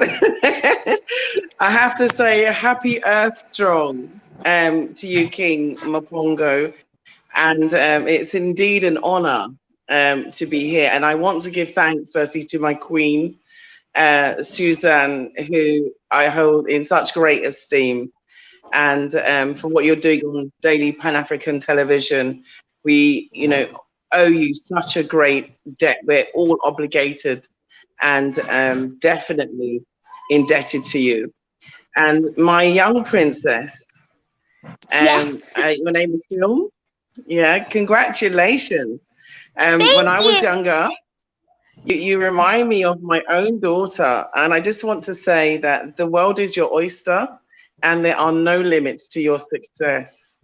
Keep going, keep striving, keep trying, and never, ever, ever let anyone tell you that you cannot do anything. The world is yours. Thank you very much for that empowering message. Thank you. You're very sweet. Thank you very much. Oh, and also, I wanted to everybody, I want to say it to King Joshua Maponga and Dr. Susan Tata and this lovely lady I'm here with now. Thank you, Effie. Thank you, thank you, thank you. But there's one more thing I'd like to say about my hand sanitizer.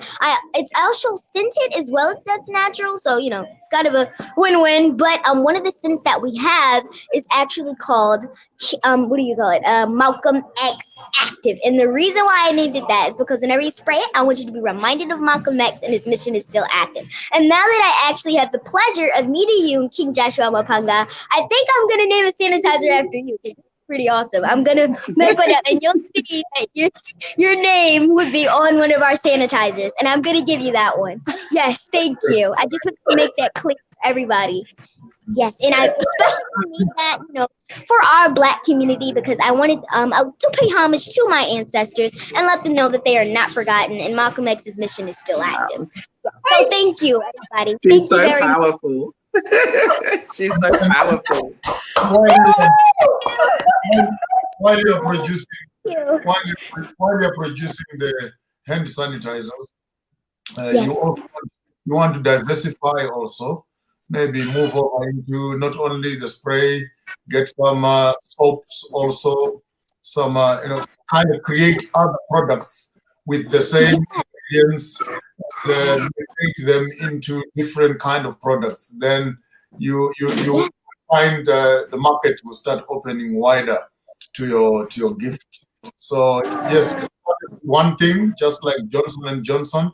They started off with baby oil. They went over into soaps. They went over into swabs. They went over into cleaning stuff. So maybe try and create a whole range of products that will actually open up the market a bit wider. So you need to think beyond the COVID problems. And after this, what will your product look like in the next generation? So keep your mind as an innovator. Keep your mind ahead of the game. And you will find that when the fish move, they will find your nets are waiting for you to harvest your wealth. I appreciate you and I thank you very much for the gift. And when you come to the continent and we come there, we look forward to be doing business with you. I look forward to seeing you on Saturday also for the interview. Yes. Thank you. I can't wait to. Oh my God. Okay. Yes, and also, I really do, I do not want to take up all of your time, but I have one more thing to say, and I think it's very important that I say this. I have a lot of people, and I have a lot of customers that tell me that I am a very bright young girl, such as all of the people like yourselves, and I just wanted to say thank you to everybody, but also I can help other children to be just like me and have their own businesses and own, things that they might want to do, and it doesn't have to be sanitizer, it could be anything.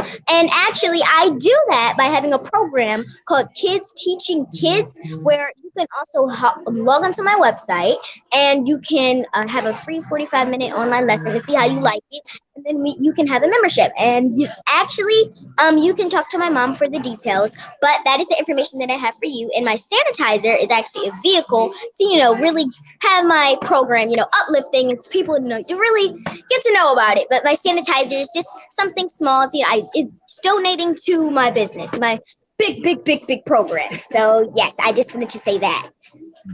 Thank you, Princess. We can't wait to have you on Saturday. We cannot wait to have you on Saturday. So I can't wait to your mom when we see you on Saturday, one-on-one. Okay. So spread that message out. Yes. Thank you. Bye. Woo! Oh, that is the future. She's so lovely. She's a live wire. She's a live wire. She's adorable. She's just so gorgeous. She's so intelligent. She's so intuitive. And, that gives us hope for the future. I just wanted to say a few words in honor of King Maponga. I used to sit in England and watch you when you used to broadcast in your leather jacket and your hat from your back garden. And I've been watching you for many years, in fact, and I was so inspired by your words, by your actions, but I was moved by your truth. And I was moved by your motivation, which was to really give us knowledge, not to educate, but to share knowledge. And so you might not have realized that I was sitting down, you know, around, you know, my covers huddled up in the cold, you know, with you in my bed.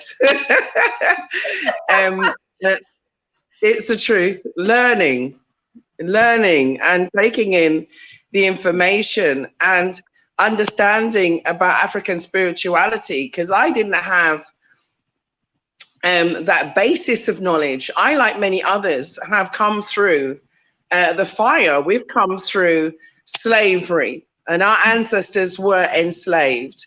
And then we've come from the Caribbeans into the UK. So I'm first generation born in the UK. And so much of our connection to our ancestry, much of our connection to who we are as Africans, much of our connection to our spirituality in any sense, there's been a complete and total disconnect. So for us, you provided that thread, just a slim thread that we could hold on to, that could guide us back home. You gave us hope that there's a space for us back home. You gave us hope that our ancestors hasn't forgotten us. You gave us hope to know that we can find knowledge, and there are people like you that still exist that have it. You gave us hope to continue when we face the worst and most heinous things happening to us and against our families. You gave us hope to understand that the white man is not our savior. You gave us hope to understand that we can be our own support systems. You gave us hope to know that moving forward, we can move forward when so many of us just sit down and give up. So today is your birthday, so I wanted you to take this message from me to let you know you guided me home. Oh. I now live in Africa. I built my compound. I am now at home and I'm helping others. And, you know, this is our duty. This is why we're here. And so we heard your message loud and clear. And we're still learning from you every day in every way. And I can't wait to get your books. Just cannot wait to get your books. I'm so excited. Part of Africa are you in?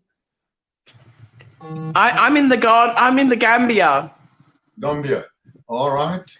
I'm organizing a trip into Gambia with Yuba, some guys in Gambia. I think I'll make an advert when the trip has been confirmed. It will be nice to pass by there. I have a trip coming up immediately after COVID, where I'll be coming up to Gambia. It will be an honor to pass by the village and drink some traditional brew there. Oh, absolutely. My husband makes a good cashew juice. Yes. And so you're more than welcome. My home is your home in African tradition. And everything we have is what you have in African tradition. And I would love for you to come to our African village, our eco village in Bussorah, which is where we're hoping to build the Pan-African Institute. I'm hoping that you can bring Dr. Suzanne with you. And we're dragging you out of Germany. Dr. Susan. We're dragging you out now. It's time. It's your time. So I want you to come with King Maponga. I'll get a leash and then drag out of Germany. Yeah. He's coming to take me next year, so it's so fine. It's so fine. Absolutely. But, you know, I can't wait for you to come. And like I said, this is very short and very brief. I just want to thank you, Dr. Susan Tata, for all you do. I'm an avid and addicted viewer and supporter, as you know. And anything I can do to support the cause, I'm here. You know, I'm hoping that King Maponga, you also grace us as well on Blacksit. Yes. And join both you and Susan will be nice, you know, to have you both on a platform to talk about, you know, where we're going from here, because every other nation have a trajectory of at least 100, 200, 300, 400, 500 years. So let's talk about our 500-year trajectory, because this is the generations to come. And I feel that you're the right person to give us that trajectory, because your past is a guide to your future. And so you are not only well equipped with that information, and you know, you are very well equipped educationally, but you've been endowed by the ancestors and the spirits to guide us. So, you know, we are so honored to have you with us, you know, on this wonderful day. I'm so honored just to be here on your birthday, Susan. I'm going to kiss you when I see you. I'm going to kiss you so much. So, you know, it's been hard times. You know, as you know, all the agents are they're on the attack, and Blacks trying to stand firm, you know, without having to fight back too much. But, you know, as it stands, I just stay in the guidance of Dr. Maponga and listen to his words and be guided by them. And I stand firm. I stand firm. So I just want to thank you for sharing your birthday with me. I just want to thank you, Dr. Susan. And I want to thank Glendon, wherever you are, because Sarjo's, you know, my brother from another mother. He always keeps me, you know, a brief, because I was sitting here watching it and he didn't even know. So, and I only popped in to say happy birthday, because I really wanted, I was so, the guests on here have been so empowering, so amazing. And I just want to thank you for being that platform, and for enabling us all to have a voice. So, you know, and I just want you to have like 1 million more birthdays, King Maponga, and so that we can keep learning, keep dropping the knowledge, keep dropping the books, keep sharing the videos, because if it wasn't for you, I swear, there probably wouldn't even be a Blacksit right now. You and Moda Maya have inspired us. Wow, wow. Beautiful. You want to give your invitation, and the date the king is right there, so you can just give it and he confirms it. I'm confirmed anyway on Blacksit anytime. Yeah, sure. I'll give you a date. Friday coming. All right. Okay. All right. We'll get back to you, King Maponga, and we'll look his schedule. Are you available for Friday, King? This Friday? Yes. Yes. Oh, yeah, we can make time. We can make time. All right. That's amazing. I'll see you Friday. I'll send you an invite by Zoom. You let me know the best time for you, though. Let me know the best time for you, Dr. Susan and King Maponga. And listen, happy Earth Strong, happy Solar Return, happy Earth Day, happy birthday. And I wish you many more. And just keep the knowledge flowing, because we are drinking it like water. Like water. Okay. Thank you so much. I think we want to thank you, Jerejev. Yeah. All right, back to studio, King Maponga Joshua. It is your day. It is a time to celebrate you. It is a time to honor you. It is a time to shower you with all the love, all the pleasure, all the money, and everything. You have it, everything. You have it. You have the diamonds, you have the green, the gold, the purple, the everything. What else won't you want in your life? So, but we want to listen to a couple of videos, please. A lot of people have actually put some stuff there. And we have a brother also representing the diaspora community in the Netherlands and out there. And he's just watching. He said, I want to be last because I need time. So, yes. So we'll just play some of those clips that were sent to us, those that can make it live here with us. And let us enjoy. Happy birthday!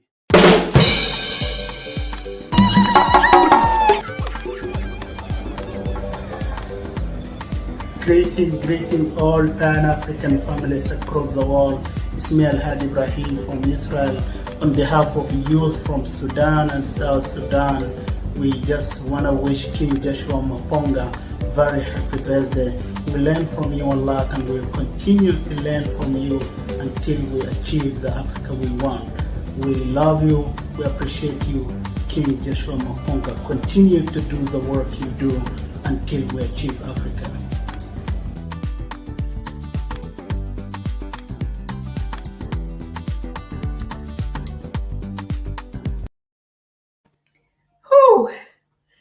Good, fine. Over to the next clip, please. Happy birthday!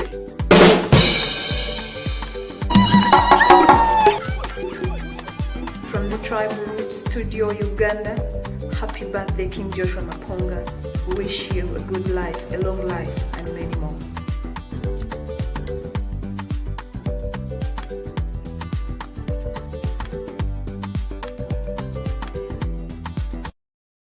Happy birthday!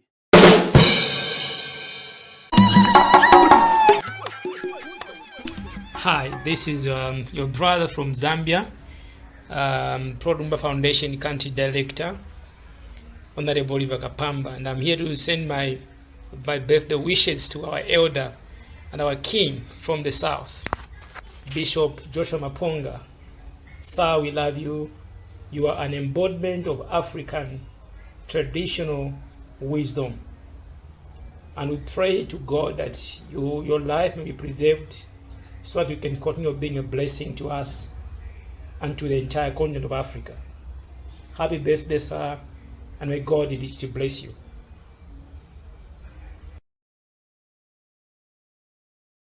Happy birthday!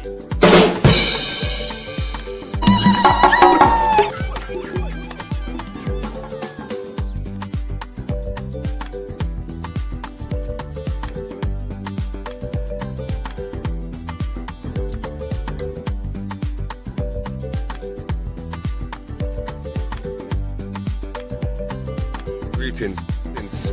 On behalf of the Pan-African Daily TV and myself as one of the youths within the Caribbean diaspora, today is a special day, another special day. We are sending crazy love, mad love to our brother Joshua from the diaspora of the Caribbean. It's a special day for the brother Joshua, and we're giving you crazy energy, crazy vibration, brother. Keep doing the work that you've been doing throughout the years and keeping us connected together as one. With all of this, we know that the ancestors will guide you, protect you, and also increase your knowledge to give us the information on how we can communicate with them for many more years to come. Blessed dear brother, and as we speak in our language, in the Caribbean, Irie, I and I, to you, blessing, I salute. And we want to tell you, brother, you have been doing a great job. Keep continually blessing this world and giving this world the knowledge spiritually so we can always connect together on this ley line. Big up yourself, brother Joshua. May the ancestors keep blessing you, protecting you, guiding you, and give you the energy to keep us together in one part. One aim, one destiny. One love.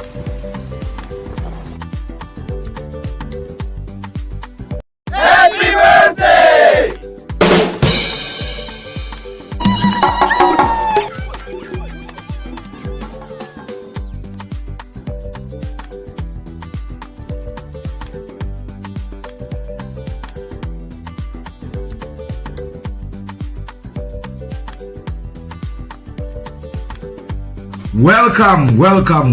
Welcome again on this day of the Lord, the Sunday, 11th July 2021, in the middle of the pandemic, though things are opening up. Yes, what is going on today? A lot is going on. But before we go on behalf of Radio Africa EU, the Pan-African Daily TV, and our followers all over the world, I humbly and happily want to send a special message today on this date of the Lord, 11 July 2021, to wish one unique elder, founder of Farmers' Thoughts, voice of truth, African consciousness, and the most controversial pastor, Joshua Maponga. Happy birthday. We hear you, we follow you, and above all, We love you. Happy birthday, Joshua. Before we go on to enjoy this Sunday evening, afternoon, on behalf of Radio Africa EU, Pan-African Daily TV, the Kenyan community in the Netherlands and the Benelux, and on my own behalf as Matasio Kabu, I humbly and happily want to, on this date of the Lord, 11th July 2021, to wish one unique elder, founder of Farmers' Thoughts, voice of truth, African spirituality and consciousness, none other than Joshua Maponga III. We adore you, we respect you, we hear you, and above all, we follow you. Happy birthday, elder, founder of Farmers' Thoughts.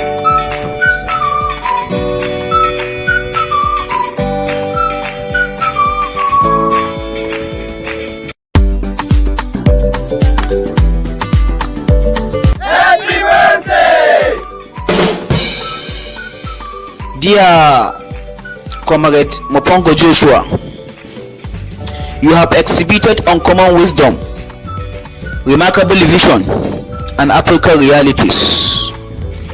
I wish you peace, good health, and happiness. Congratulations and happy birthday. I want to eulogize and commemorate your greatness to the continent of Africa. You told us not once, not twice, not thrice, but time without number that the religion of our ancestors is the solution to our problems. You told us that we must go back to African culture if we want to lift ourselves from the morass of inferiority complex which was imposed to us by the white man ego. And if one need to find all this thought of farmers, one need to read books written by farmers of thought, such as So You Want to Be the Master, you find them. Shopping skills, you find them. Going places in the spirit, you find them. Women in the kitchen, you find them. Maponga Joshua is the only African spiritual leader that I know in the 21st century. That is why we name him a creative powerhouse of Africa. And you emphasize to us that we must nurture and revive the spirit of Ubuntu, which was our way of life since the inception of Africa. Maponga Joshua, a man of no limitation. Maponga Joshua, a creative powerhouse of Africa. Maponga Joshua, a man with stick. Maponga Joshua, a man that can sleep in 3 countries in Africa at the same time, and there will be no problem. If you doubt me, ask the people of Zimbabwe, South Africa, or Eswatini, Swaziland. They may tell you. As I run into my conclusion, I would like to submit the following things that Maponga Joshua exhibited and done to African youth. He touched us with his stick and we decolonized the white man religion. He touched us with his stick and we decolonized white man culture. He touched us with his stick and we decolonized white man mentality. He touched us with his stick and we decolonize our mind, our heart and culture, because he recognized that it is only through then that Africa can be a great continent. Thank you very much. Happy birthday once again, sir. Happy birthday! Happy birthday!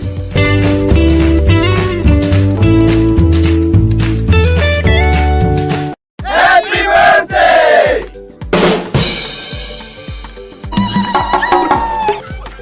Good morning, Africa. My name is Innocent Mvula from Malawi. Today is a big day for those of us who are in the Pan-African movement. It's a big day for our comrade Joshua. It's his birthday. So in the spirit of unity, I'm sending my best regards from myself and the rest of Malawians to him to say, have a wonderful day. Continue being a blessing to family and the Pan-African movement at large. Continue being a solid member of the movement, and we look forward to keep working with you. All the best.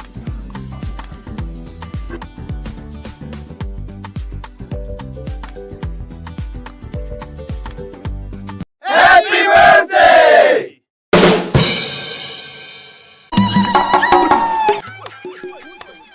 Hi, this is your brother from Zambia, Product Foundation Country Director, Honorable Oliver Kapamba, and I'm here to send my birthday wishes to our elder and our king from the south, Bishop Joshua Maponga. Sir, we love you. You are an embodiment of African traditional wisdom. And we pray to God that your life may be preserved so that you can continue being a blessing to us and to the entire continent of Africa. Happy birthday, sir, and may God richly bless you.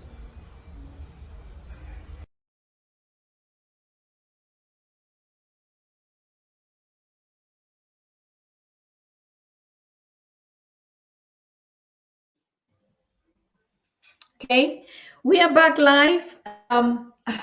There's so many still coming in. We'll be sharing it as times goes on, even to you, Private King Maponga. We have one guest that is still left there. The others were kicked out, and they're sending their biggest wishes to you out there. Even Propielo Lumumba just chipped in a text right now to wish you a happy birthday on his behalf. He's not currently available now, but he celebrates you. We have sent all the young people from the PLO Lumumba Foundation here live to celebrate you on the behalf of his organization. We're also bringing you warm greetings from Dr. Arikana Shikomborikwa, who is currently in a meeting as we speak right now, but he has also texted us to say happy birthday to the king and that we all celebrate you. We all are learning. We all are being inspired by you, kings and queens and everyone around the world. Now, Joshua, when you take a look, you sit, you relax. I mean, who would not be satisfied that you think that everything that you're doing is just falling on deaf ears? How controversial, like someone said, the most controversial pastor or speaker. I just want to get a feedback. When you work, you just work, and sometimes you don't even know the impact and the extent at which you are reaching out there. I mean, I was moved by the lady who literally moved out of Britain, to come and look at herself in Africa, and it's encouraging to know that people are listening, people are applying and implementing, and it's a great honor to be of impact in this generation. The controversial part, I don't know if I'm controversial. I mean, it's your birthday. We have to pull some of your legs and your white hair out. We reduce a lot. Yeah. I don't look at myself as controversial. When I go to sleep at night, I don't think I'm putting a controversial man to bed. But if it comes out like that, maybe I must agree that I am controversial. It's okay. We love you like that. Be more controversial. No, as much as you are doing it, and this impact is being felt worldwide. I think nearly we've taught the continent and people that have been, and a lot would have been here, particularly also a series of elders that say yes, though, and they were kind of like annoyed, like, Dr. Susan, how do you do a birthday and you keep us out? I said, no, the generation that King Maponga is talking to is the ones that really need him and to share their thoughts with him, so that they know that they've picked up that stick, like the young man from Nigeria was saying. He touched us with the stick and we believe in our God. He touched us with the stick and we know ourselves. He touched us with the stick. I mean, these are all, and you've been holding that stick, that tool all the time, but sometimes we think that it's just a joke. And particularly Queen Ariane, who said, because of you, he had to relocate, and thousands are on their way. Remember, you told them, throw your passport and you will have land and we will naturalize you. What about that? There's no other way. If you take the land without law, we must take it back without law. And if you left here without a passport, you must come back without a passport. And I think that has to do with neutralization. And it takes one generation to do that. Then the next generation will not have a reference of where they are coming from. So for me, that's how right now the American in diaspora is struggling to find his roots, because when they arrived at the borders, their names were taken away. And one generation's name taken away, 4 generations later, children don't know where they come from. So I think on the return, it will be important to implement the same rule. Absolutely. After all, does a passport actually identify someone? How can a document represent everything about you when you're physically there? Isn't that crazy? Who even came up with such a madness that people have to be identified by some papers? And the human being is sitting there. You can talk to what's your name, what's your age, where were you born? You can feel it. You can connect that spirit. But you're going to be looking at somebody as a structure, and what tells you about that person is a document. Wow. Okay. If I was running Africa, the only passport I need is your skin. Sure. Your melanin is your passport.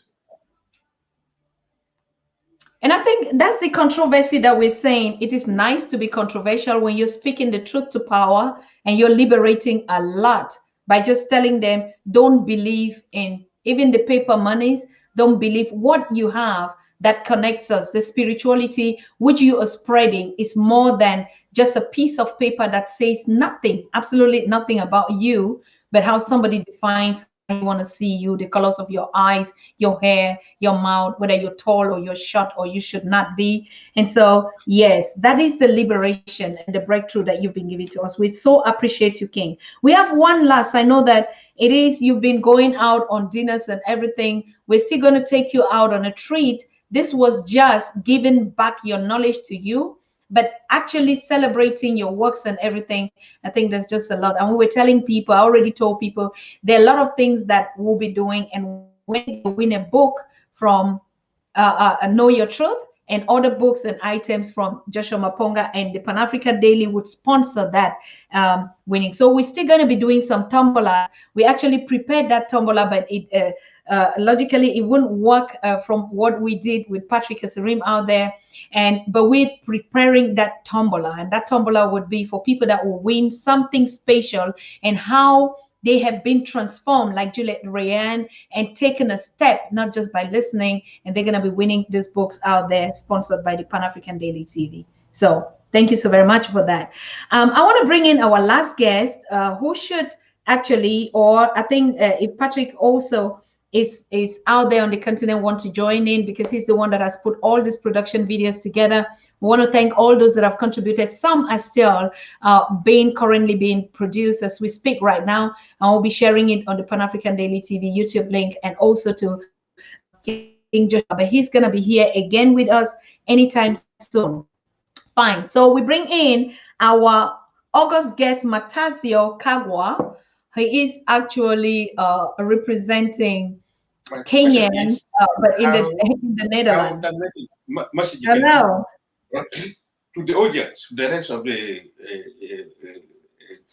people who are listening to this site. Yes, I gave them link on YouTube where they can log in. You make a flyer. Yeah. Yes. Can you hear me? Channel. Are you talking to us, Mr. And then Kagwa? like this. Oh, sorry. Hello. Sorry, I had, we were like 6-7 elders here wanting to wish you peace and happiness. I'm having our elder from South Sudan. Actually, you know what happened in South Sudan? After this meeting, we were sitting down to help those ones who got the problem. Some know. Okay. So we put that aside. I'm sorry it came in the middle. Yes. Thank you very much for putting me online. I don't know where to start. I'm very excited. Let me cool down and then I can say, hello, my elder, Maponga Joshua the Third. Thank you. Thank you. And greetings to you, Jambo. Jambo, habari gani? I saw you speak Swahili. You say asante sana to our Ugandan sisters. No, asante. All is well. All is well. All is well. Thank you very much. Thank you very much. I've been following you. I had a list of about 20 questions. But then I saw in the introduction, you said, it is my birthday. I don't want difficult questions. So I crossed everything out and I said, you know what? I will tell you what I'll not ask you. So I say, things I will not ask you today is your age. I will not ask you how old you are today. Okay. The second one is, I will not ask you about the pandemic because we are all scared. We are planning to take a train back to Africa if they force us. And I will not ask you about your opinion about the pandemic. My name is Matasio. I'm a drama teacher and also what we call influencer, a theater maker. I make a lot of videos, movie, and everything. And I do what we call community theater. What I saw from you that was very interesting for me was the farmers of thought.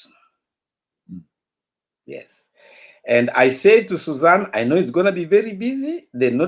I will not have enough time to talk to you, to ask all those questions. I only have one humble request.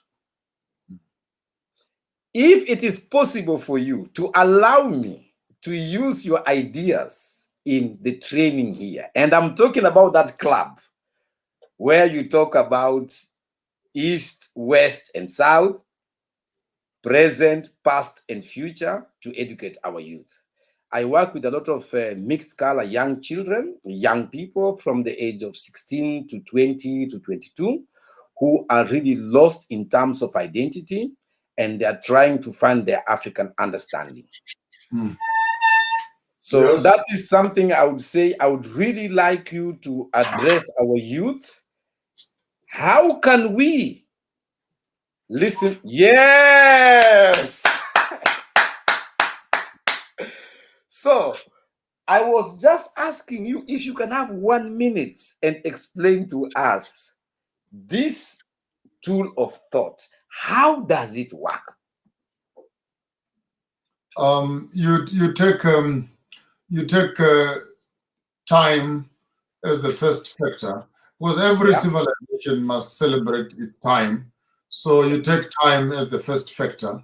Then that's of the three divisions on the stick. That will be talking to your past, your present, and your future. So that makes your spaces. Then your compass, in terms of your direction, that's where you take your west, your north, your east, and your south. Okay, correct. Yes, then that gives you your compass. So the Americans, then you convert all the 7 elements into questions. That's how it becomes active now. How are they doing it in the past? How are they doing it in the present? How will they do it in the future? Then second set of questions, which is question number 4.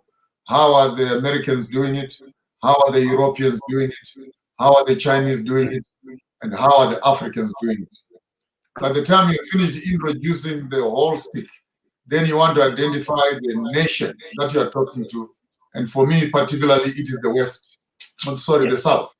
The South, that is the African continent. That how come we are getting married like Americans who are white?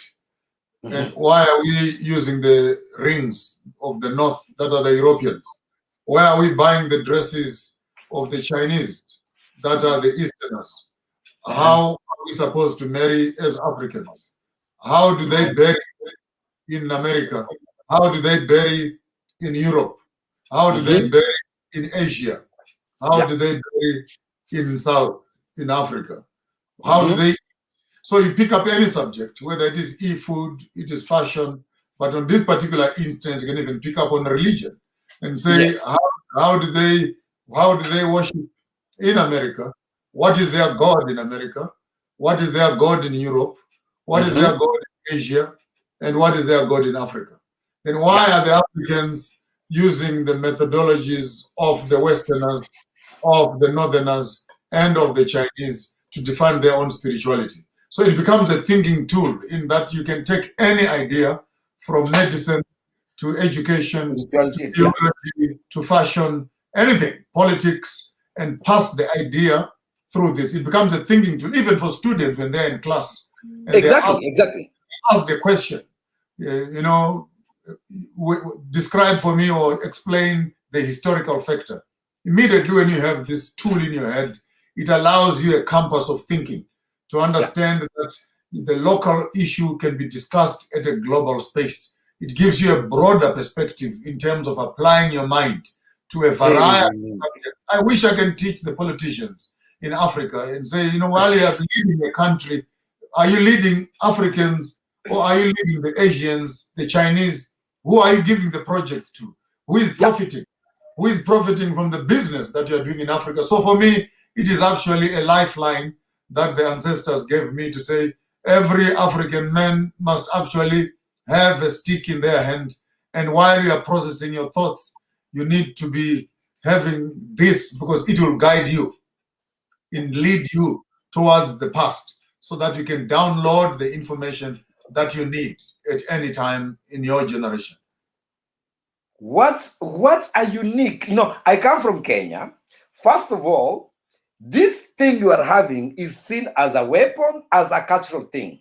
Only the Maasai culture is allowed to walk around with it in the city. If you walk with it, you will go to prison if you are not Maasai. So one elder told me, this is not a weapon. It is not for fighting. This is when we sit and you see them sit down. When they are talking, they pass to the other one. Then he talk. They pass up. Like when I saw you with it, I was like, this guy from Zimbabwe or West, what has he got to do with the Maasai club? What is it? And I was like, before I even talk to anybody about this tool of thought, I need you to allow me, offer me the blessings so that when I talk about it with our young people here, we really know that it is already blessed. I have the, how do you call them? The rights to use your intellectual property. Yes, I would actually suggest, for me, what would be a blessing, it is to help the young people. Each one must make their own. Make their own. Okay, that's also a good idea.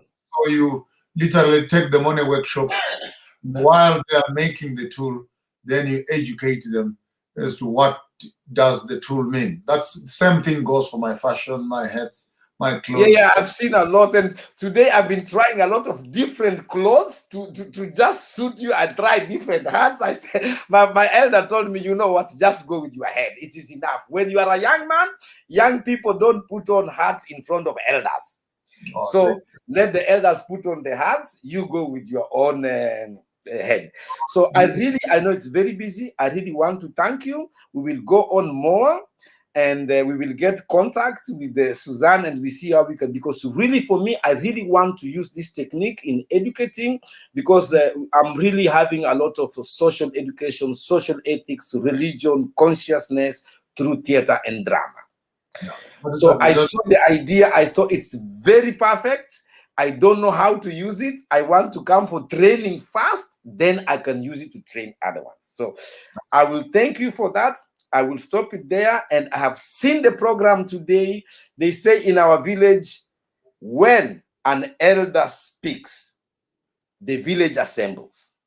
I have seen children, young girls, young boys, dancers, everybody assembling on your birthday. Thank you very much. I only want to call a South Sudanese elder. We live here for the last 35 years in Utrecht. He's been sitting here watching. He never knew about Pan-African Daily TV. Please come and just say hello to our elder Joshua Mopanga.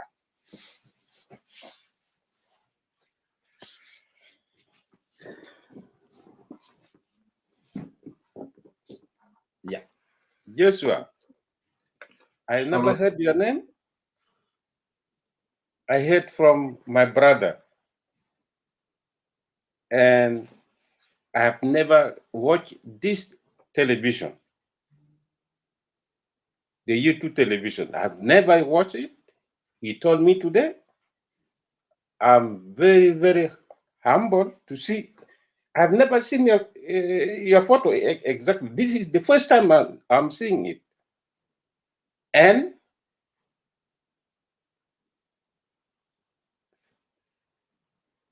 happy birthday, as Matoro said. And I have to introduce myself.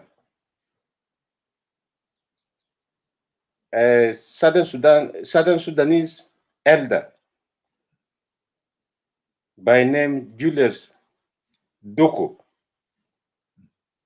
by nickname Lobarong King Tong. I think maybe that is the first time that an African man has got a longest name. I think so. And happy birthday. Thank you very much. Thank you. Yeah. Shukran. Shukran. You speak all the languages. Yes. I can speak a bit of Swahili, a bit of Arabic,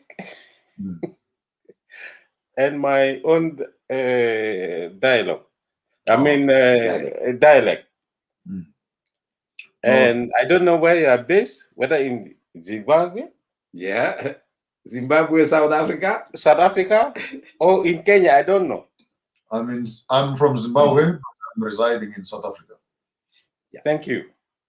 Thank you. Stay healthy. God bless you. Thank you very much. Yes. Okay, my elder. It's been a very busy day for you. I know it is late there. I think you are 1 hour or whatever, same time. I really appreciate it. I really been following your videos, and Suzanne told me, you know what? You will talk to him one day. Trust the process. Today I've talked to you. I'm very happy and humbled. Thank you very much. Thank you. That's all I will say for today.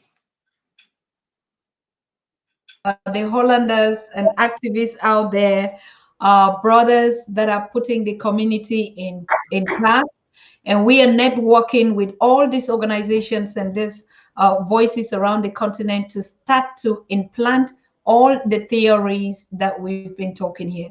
So they're not only following, in terms of this technique, they want to start designing exactly these workshops, practical workshops. When we go to festivals and everything, we see always the white children. That's so pathetic here, particularly in Europe, in Germany.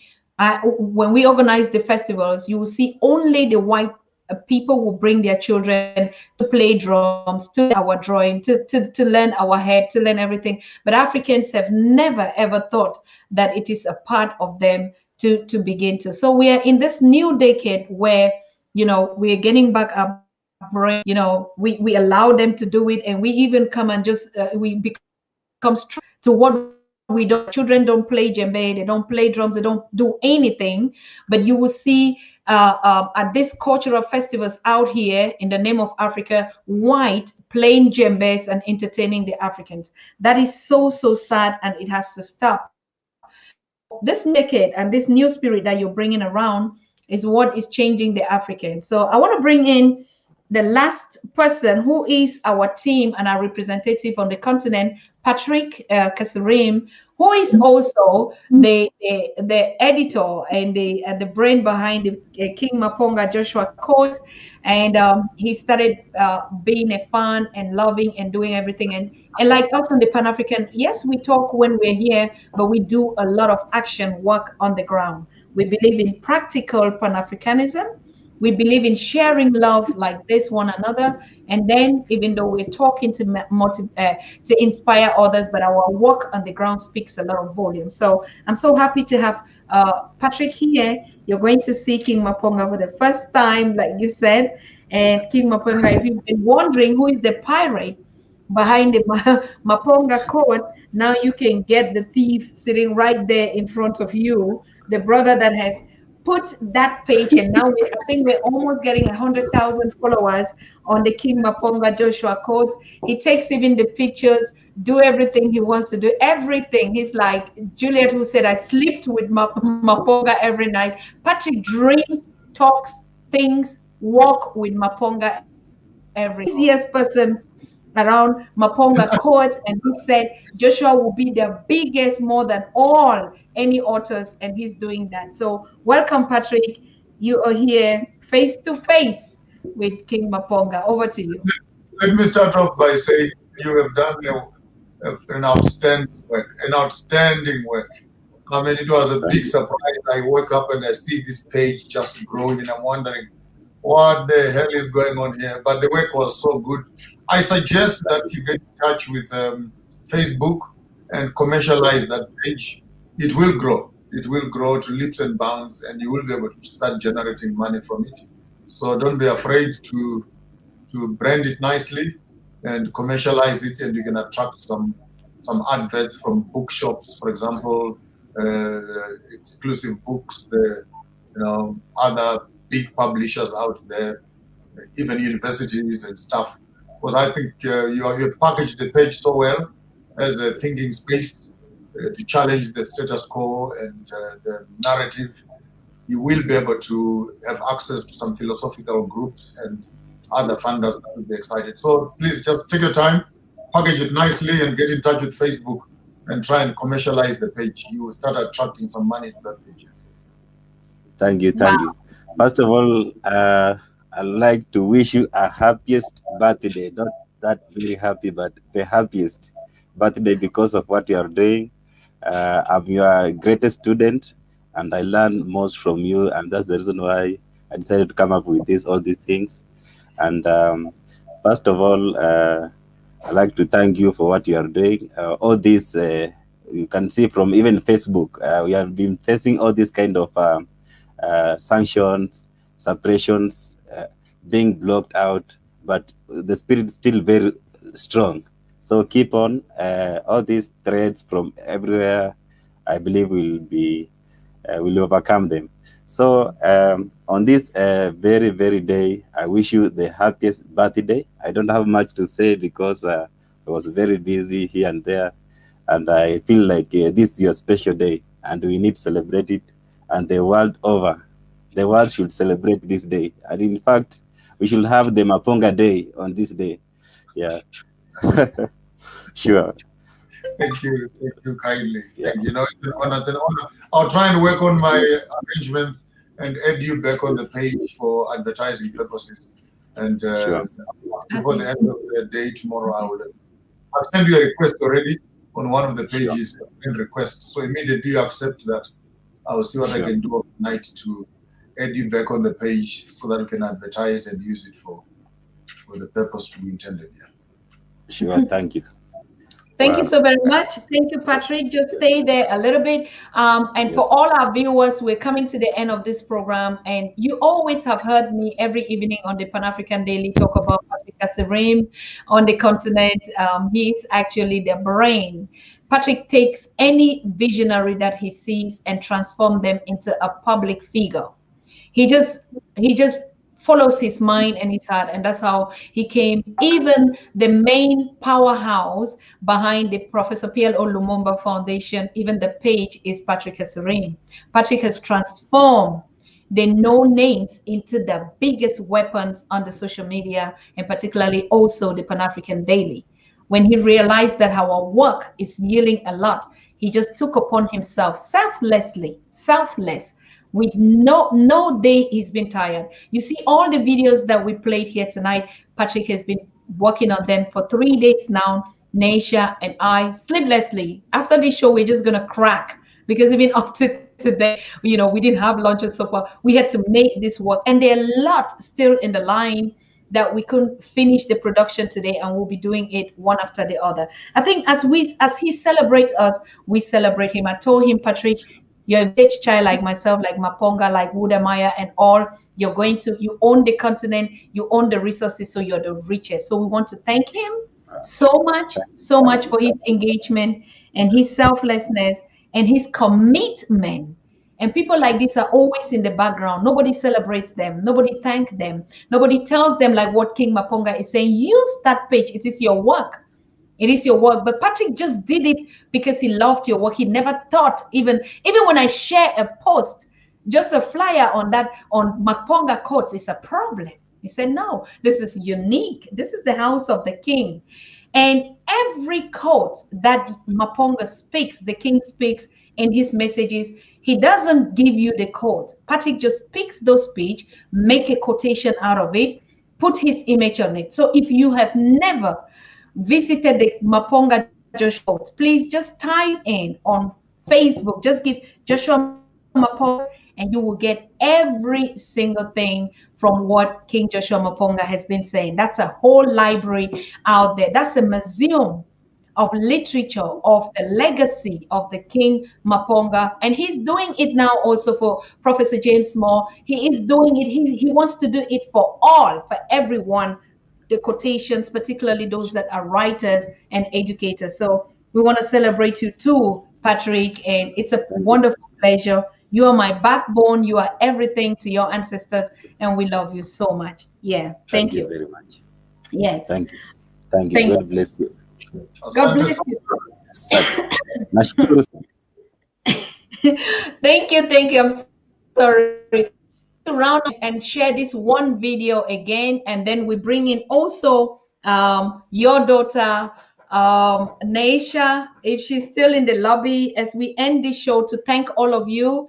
And Iya and Tumi, they are sitting at the technical. That's why you can see them live, for you to see the small Pan-African technical family, but the global one, like the chatters, like all of them are in the chat, is just a global movement. So we want to thank all of you for your support, for your engagement, particularly for joining us to start celebrating our kings. We must celebrate them when they are alive. Practice it every day. Don't give them anything when they're gone. When they're gone, we'll just go there and say, okay, the earth has taken. But now is the time. If you have ever cherished Joshua Maponga, Professor James Moore, Professor Pielo, all of them, even you are the kings also. And every one of us, we have to celebrate life. We have to celebrate ourselves. So I want to thank you so very much for joining us, and for Joshua, your time being here with us to share this wonderful moment with us. We love you. We bless you. And we are all your wives. You know it. You said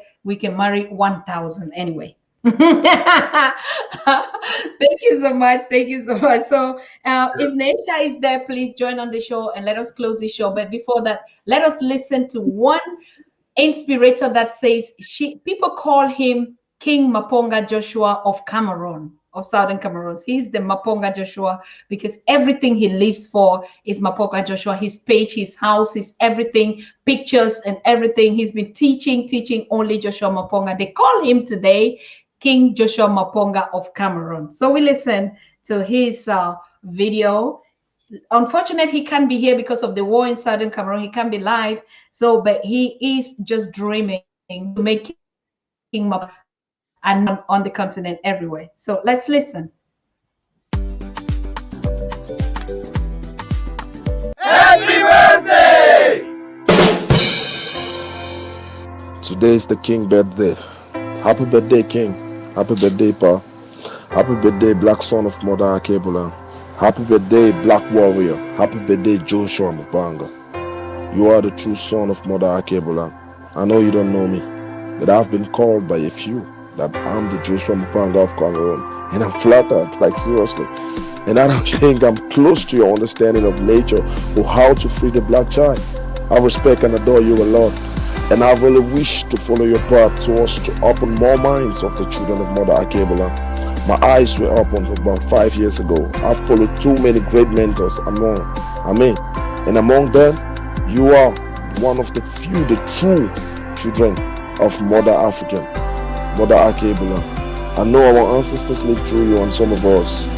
And my one wish for the race of Mother Akebola children today is that they should wake up from the death handed to them by their enemies, the West vampires.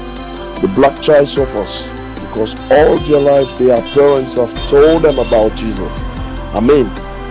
When your parents keep telling you something over and over and you as a child want to follow them, that's where the black child gets misled. The black child suffers so much today because of Jesus. But today we have brains. And if God was the one who gave us these brains, like they say, then we are supposed to use it to bring happiness to our ancestors. So why tell me the fear of the Lord is the beginning of wisdom? I mean, how can I fear my own father if I want to learn something? How can I? Some people will choose Jesus over their ancestors because they don't really understand life. I mean, you are your ancestors. When you die, you become one. So you say you choose Jesus over your own self? Anyway, that's what they have been saying. And today, they are comfortable with their lives. But when I always ask them, if they know that Jesus is letting children die every 10 seconds around the world because of hunger, poverty, it's killing more children than anything. And Jesus don't care because those children are not bringing in money to his basket. Jesus' organization must build more schools and hospitals in Africa. That's more expensive than that of our government. And yet, they don't talk about it. They don't even mention it. When you say it to Christians, it's like you're coming from another planet because they don't want to open their eyes. But anyway, today is your day, King. Today is your birthday. And there's no more I wish for you. You are the true son of Mother Akinola. I wish our ancestors give you more days on earth so that you can continue to teach and build us to relate more to our ways and accept who we really are. Black power, Ubuntu, Sankofa. I respect you, King, and I wish you the best of everything you can wish for yourself. Respect, love.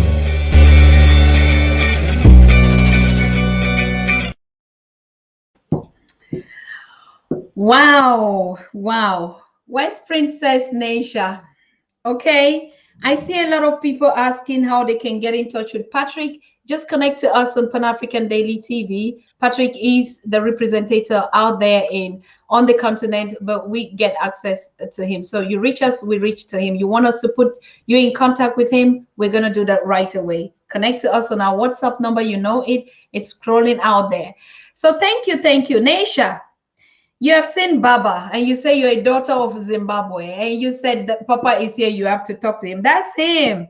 So are you impressed? Are you happy? Are you loving it? What do you want to close this topic with, Naisha? Just thank you and celebrate your people.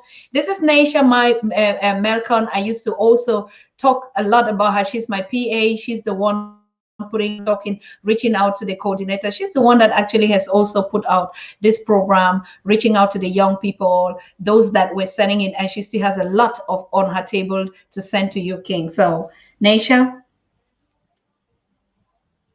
over to you, Naisha. Do you hear me? Can you all hear me? Yes, we hear you. Thank you so much. I enjoy the show. I'm so happy that Maponga was here and we can celebrate, his birthday. And it was a wonderful show. And yes, I have nothing to say. It was just the show itself speaks enough words. But I wish you also happy birthday, Papa. And stay healthy, and I wish you many more years. But I think you have them already. You are loved and protected by your ancestor and by my ancestor. And tell Dr. Tata that you are not Naisha. She must pronounce it as Nya-sha. Nya-sha. Yeah. I hope she's listening. Not Naisha. Naisha, you'll confuse me now. It must be Nya-sha. I hope she's listening. It's also a big topic growing up in Europe. European tissue. I grew up here, so European women, when you go to kindergarten, teach you how your name should be pronounced. Her name is Nya-sha, not Naisha. Okay. Nya, like Nyame for God. Nya-sha. Okay, thank you. Fantastic. Thank you very much. I'm hungry. Let me get some food. Appreciate you. Thank you very much, Doc. If you want the books, then let me know how many I should put in the box and I'll send over to you. But I've come up with a new range of hats now. So I will see if I can include 1 or 2 for you. Yeah?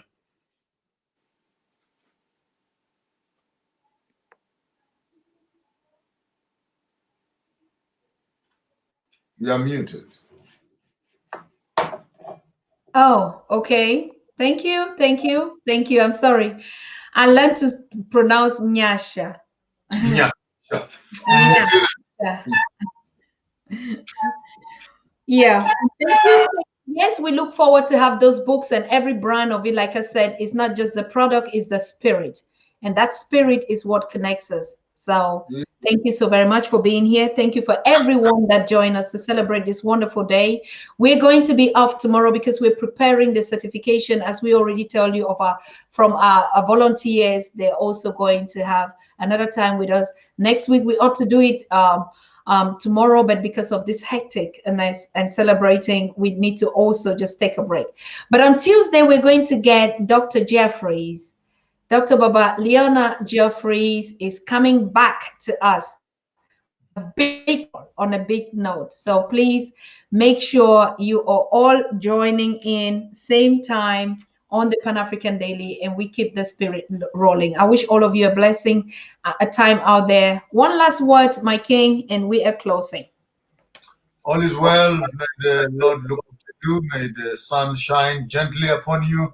May the wind blow gently on your fields, and your children grow in good health. And let it be well with you in good health and wealth. Until we meet again, shukran. Shukrano. Thank you, Mandase, asante sana. So we've come to the end of the program. We want to thank all of you that join in and continue to share this video with every one of us. It's the new spirit of Africa, Pan-African in action. We have to celebrate life and ourselves and be happy and be united, not tomorrow, but today. Africans, stop mourning the dead and spending too much money and crying them when they're gone. Spend that time and that moment and tell them every time that you love them and you celebrate them. When they're gone, they will remember. So thank you so very much. It's a very big lesson to us today. Naisha? Yes, you said all. I just want to thank Dr. Susan Tata for her great work, and that I respect and honor her. She's one of my biggest role models. Always disciplined, always focused, and yes, and always a person of big character. And I just want to thank you for who you are, and always stay the way you are. This is what I just wanted to say. Thank you so much, my daughter. Thank you so much, my soul. Thank you so much, my everything. So we see ourselves on Tuesday. Happy weekend to all of you. Bye-bye.